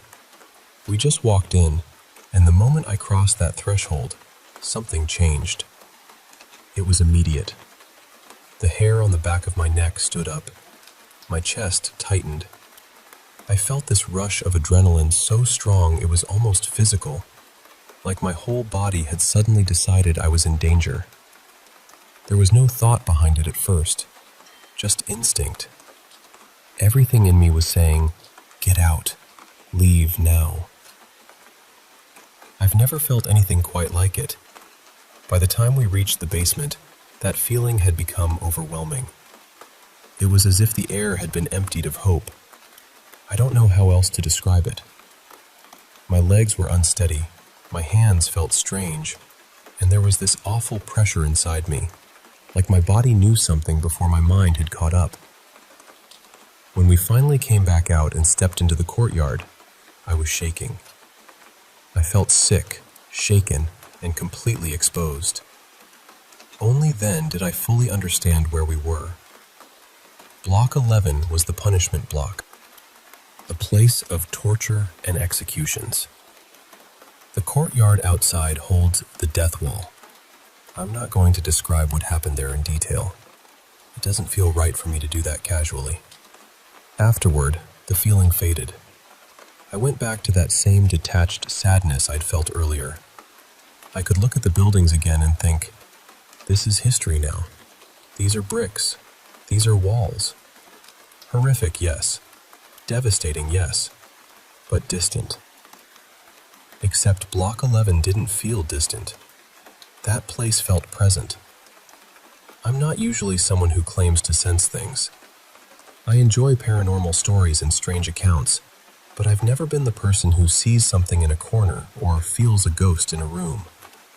I'm not built that way, or at least I didn't think I was. But what happened in that building has stayed with me.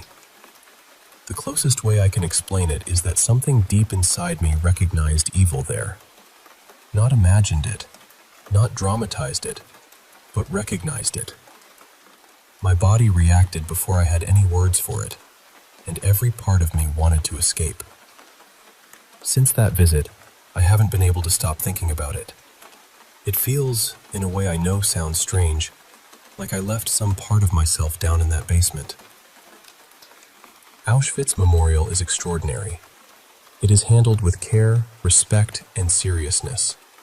The guides are excellent, and I believe it's an experience I'll never forget.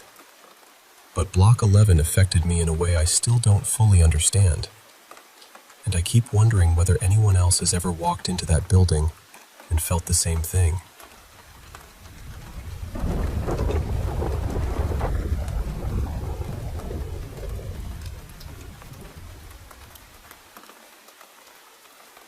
I've felt for a long time that something has been watching over me. Protecting me, maybe. I don't know exactly what to call it, but the feeling has been there since I was a teenager. I've always had this intense intuition about people. I can usually sense someone's real intentions before they show them, even when everyone else is convinced they're harmless. And it isn't just a vague feeling. I've had dreams that later turned out to be true in very specific ways. I've dreamed about betrayal, about things happening behind my back, and then later found out the details were exactly right.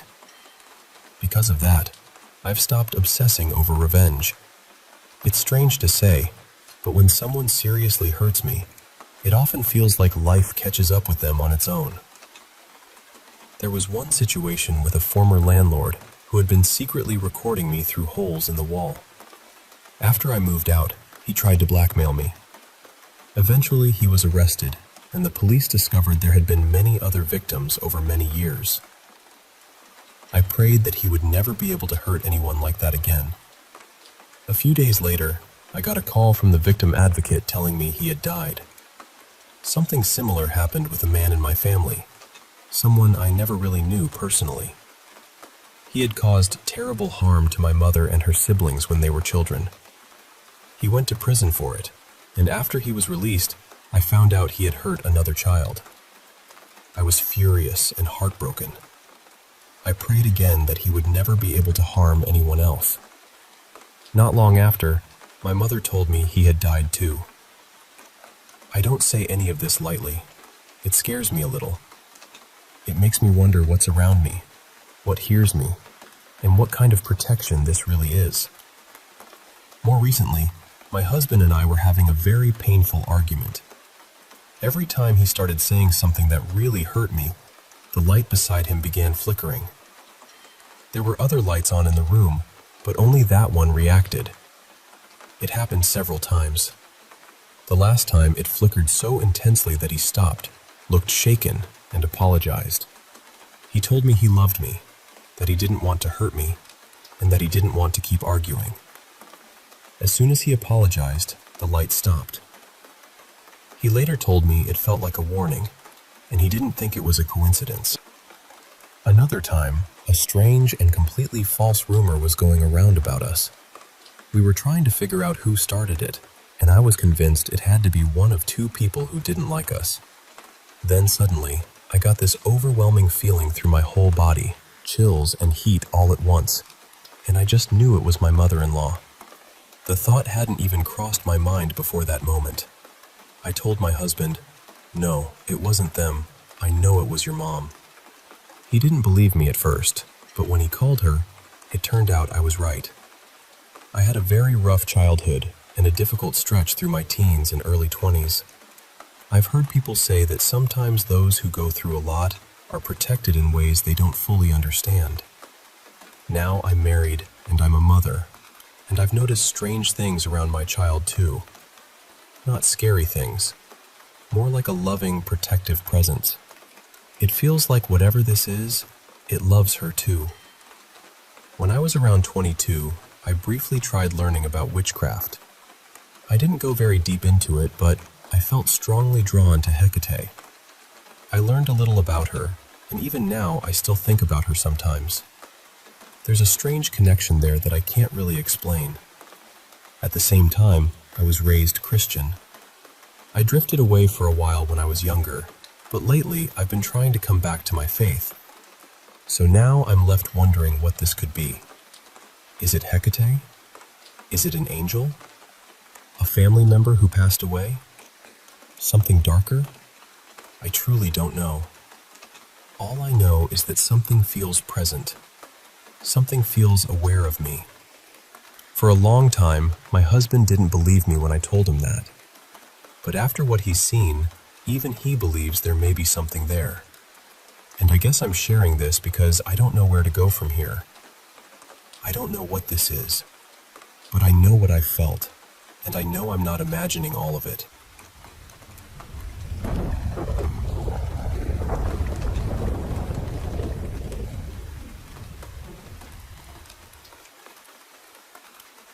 I've had a few moments in my life that I honestly still don't know how to explain. I'm not someone who walks around claiming I have all these answers about the other side, or spirits, or anything like that. Most of the time, I'm not even sure what I believe. Some days I feel like I believe in nothing at all. But every once in a while, information just sort of arrives in my mind.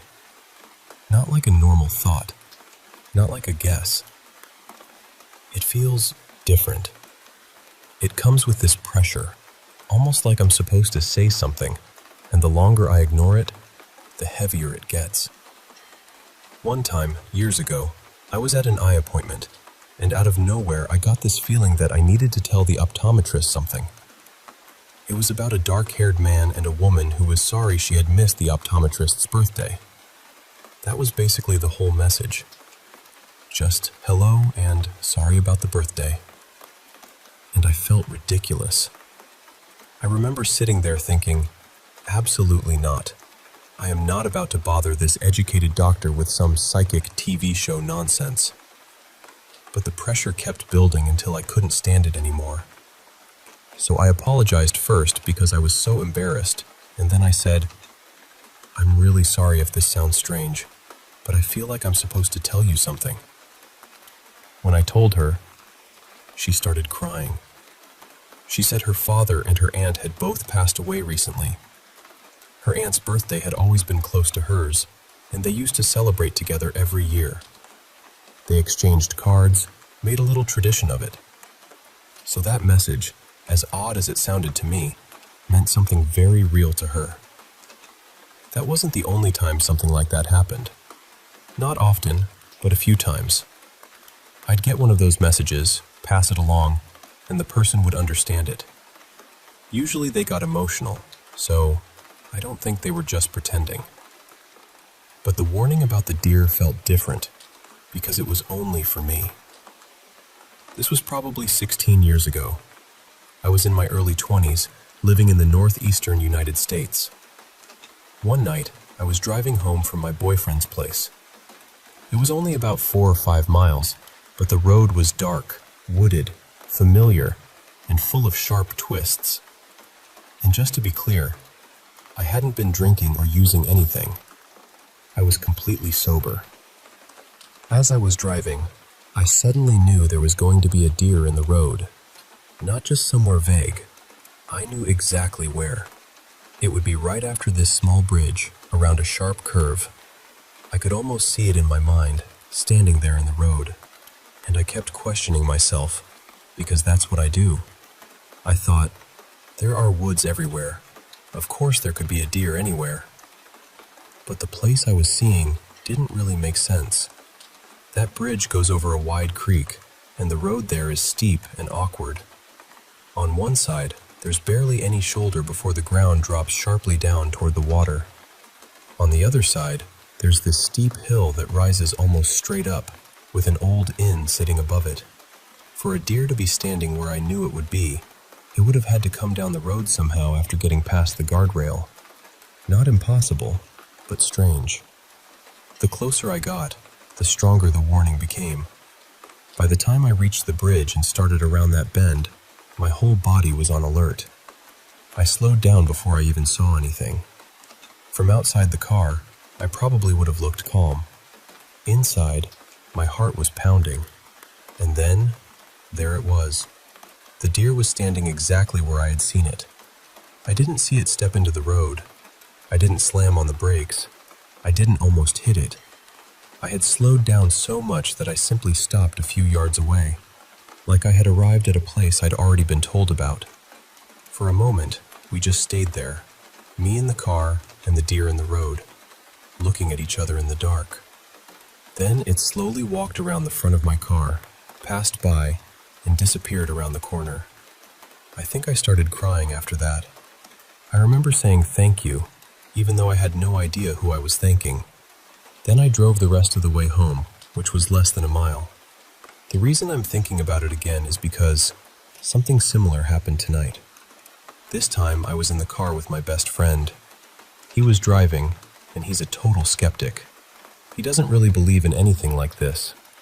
The feeling wasn't as clear as it had been all those years ago. It wasn't a detailed image exactly. It was more like pressure, a sense that we were getting close to something. I almost didn't say anything, but finally I told him to watch for a deer. And not long after, there it was, standing there and staring at us. Later, I asked him why he thinks things like this have happened to me. I made it clear that tonight wasn't as specific as the old warning, but it reminded me of it. He said there are deer in the area, so it was probably just a coincidence. And I understand that logically. I really do. Deer do live around here. Sometimes a warning is just your brain noticing patterns before you consciously understand them.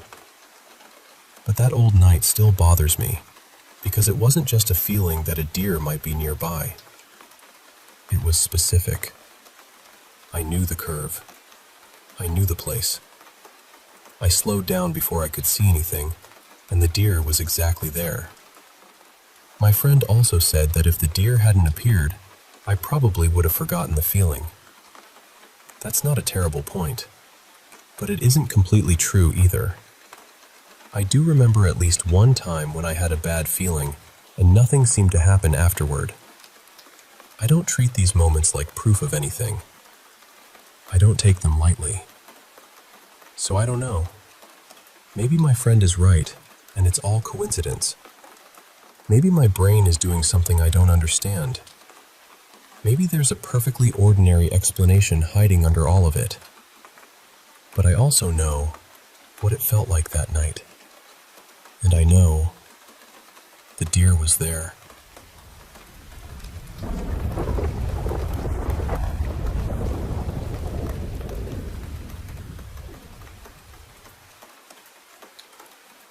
I've always loved watching paranormal shows, especially the ones that feel like you're sitting in the dark with your friends, half laughing and half regretting every choice that led you there.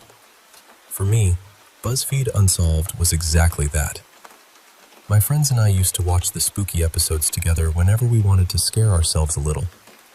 But there was one episode that stayed with me in a different way. It was the one about Hannah Willows. And I don't know how to explain it, but while I was watching it, it stopped feeling like entertainment.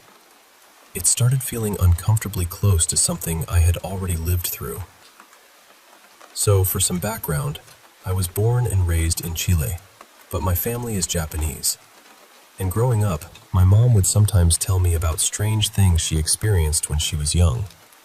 She would say it so casually, too, like she was talking about the weather. She'd mention seeing a pale woman, or feeling like something was watching her. And when she told her mother about it, they took her to several spiritual readers. 3 of them, actually. The strange part is that they all supposedly said the same thing. They said there was a woman attached to my mom. A woman who had drowned during a tsunami.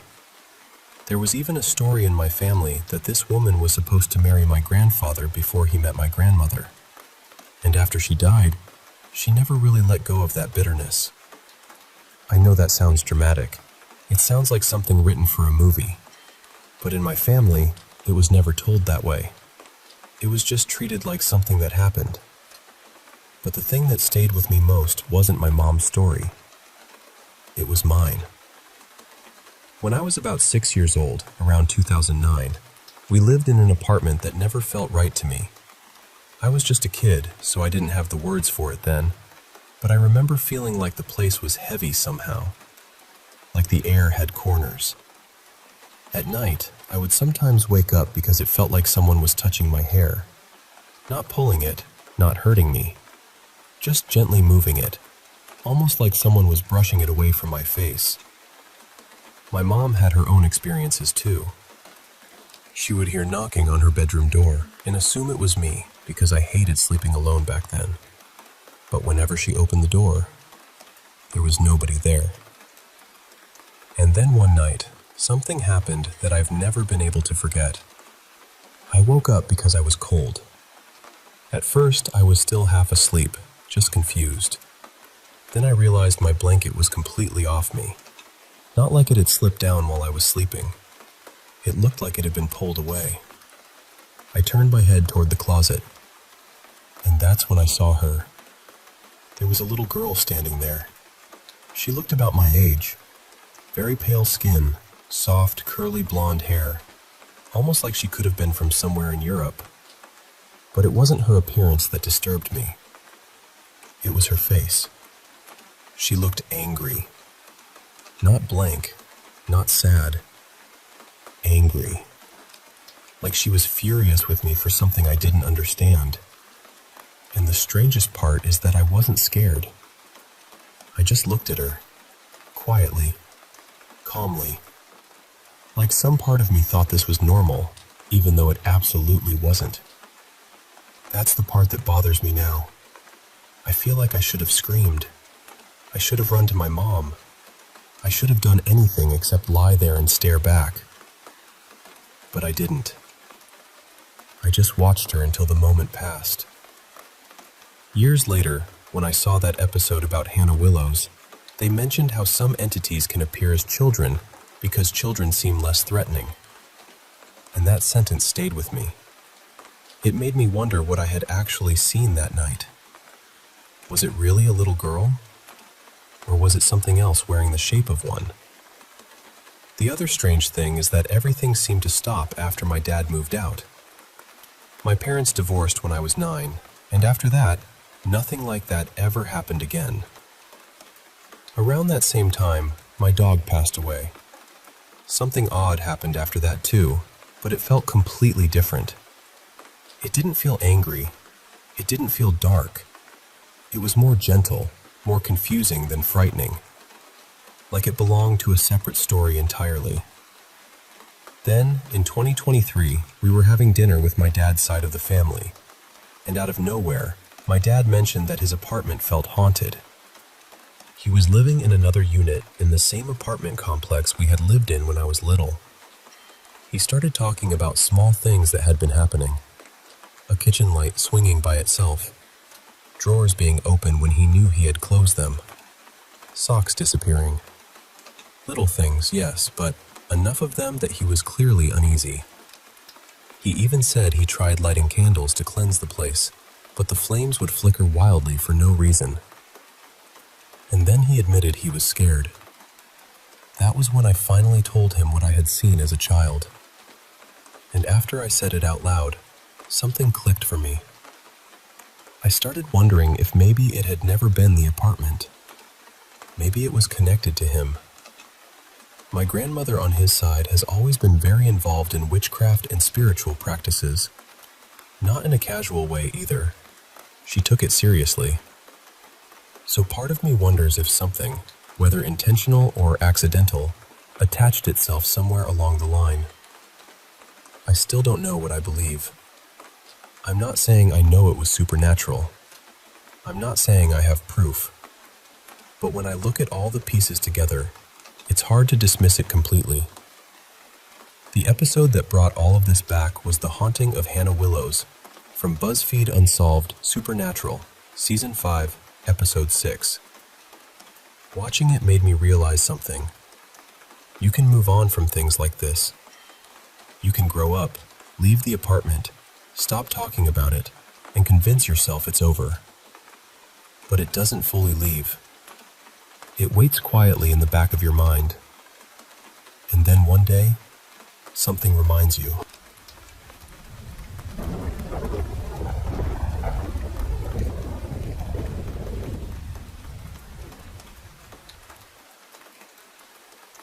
Last night, around 2:30 in the morning, my younger cousin called me and told me to get my mom over to my aunt's house because something had happened. A few minutes later, my little cousin FaceTimed us, and I saw my cousin, who I'll call Andy, being held down by my aunt and uncle while they prayed over her. Everyone was crying. Andy was trying to curl into herself, but at the same time, her neck was stretched back, and she was making these awful sounds while she cried. For a second, I thought about recording it, just to have proof, but I couldn't bring myself to do that. It felt wrong. My whole family was scared and heartbroken, and it just didn't seem respectful.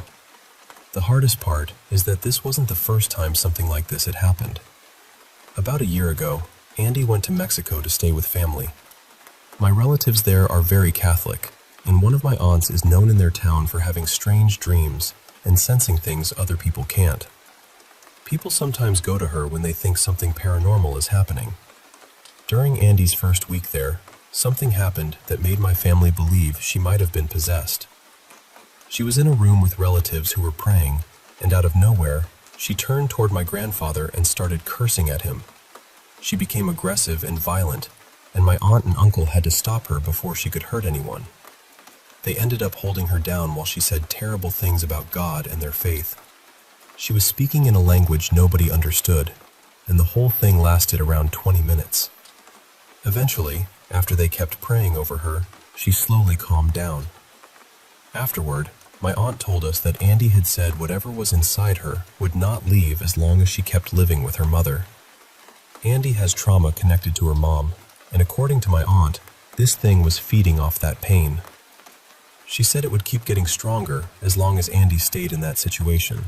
From Andy's side, she said she remembered closing her eyes, then opening them again, and seeing the family standing over her, praying. She said she could feel her mouth moving, but she couldn't understand what she was saying.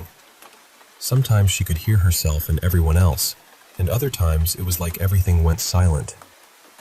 She kept slipping in and out like that until it was over. After Mexico, she could barely be alone anymore. Even before that, she had always seen and heard things, but after that experience, my family felt like it confirmed something was attached to her. At first, we thought their house was haunted. Doors would open by themselves, lights would turn on and off. People would hear voices when only one person was home. Things would fall or move for no reason. But then they moved, and the same things kept happening. That's when I started thinking maybe it was never the house. Maybe it was connected to Andy. I've experienced things myself while staying with them. In their old house, Andy and I would stay up late talking until 3 or 4 in the morning, and we'd hear something fall inside the closet, knocking on the door, or footsteps in the attic. In their new house, it felt worse. I stayed there for about a month, and I saw a shadow pass by when I was alone. I heard voices behind me while I was in the bathroom. At night, Andy and I would hear my aunt's voice when she wasn't there, footsteps in the kitchen, and things falling in the living room. One time, my cousin, who I'll call Freddie, didn't believe any of it. I think he was in denial more than anything. My aunt and uncle were away on a work trip, and at around 3 in the morning, the TV suddenly turned on by itself. It was blasting at full volume, playing a children's cartoon. We were too scared to go turn it off, so we called Freddie and asked him to do it. He agreed, but the second he stepped into the living room, he said the whole room felt freezing cold. He felt like someone was watching him. He turned the TV off as fast as he could and went straight back to his room. There are more stories, but that's the general picture. Lately, I've been trying to understand what might be happening to Andy. I found a video online last month that really reminded me of her situation, but I can't share the link here. What worries me most is that whatever this is seems to get worse whenever she's sad or overwhelmed. She has intense emotions. She's constantly getting hurt or ending up in the hospital for different reasons. Money never seems to stay with her, and she often complains about back pain when she's stressed. I know there could be a medical explanation. Maybe there's something psychological going on. Maybe my family and I are scared and connecting things that aren't connected. Maybe it's something like collective panic, or trauma, or something we don't understand yet. But after seeing what I saw, it's hard not to feel like there's something more happening. So I'm asking sincerely, has anyone heard of anything like this? Does anyone know what this could be, or what kind of help we should look for? My mom went to my aunt's house because she has experience with situations like this, and they called her hoping she could help. I'm still awake, still shaken up, and still trying to figure out what we're supposed to do next.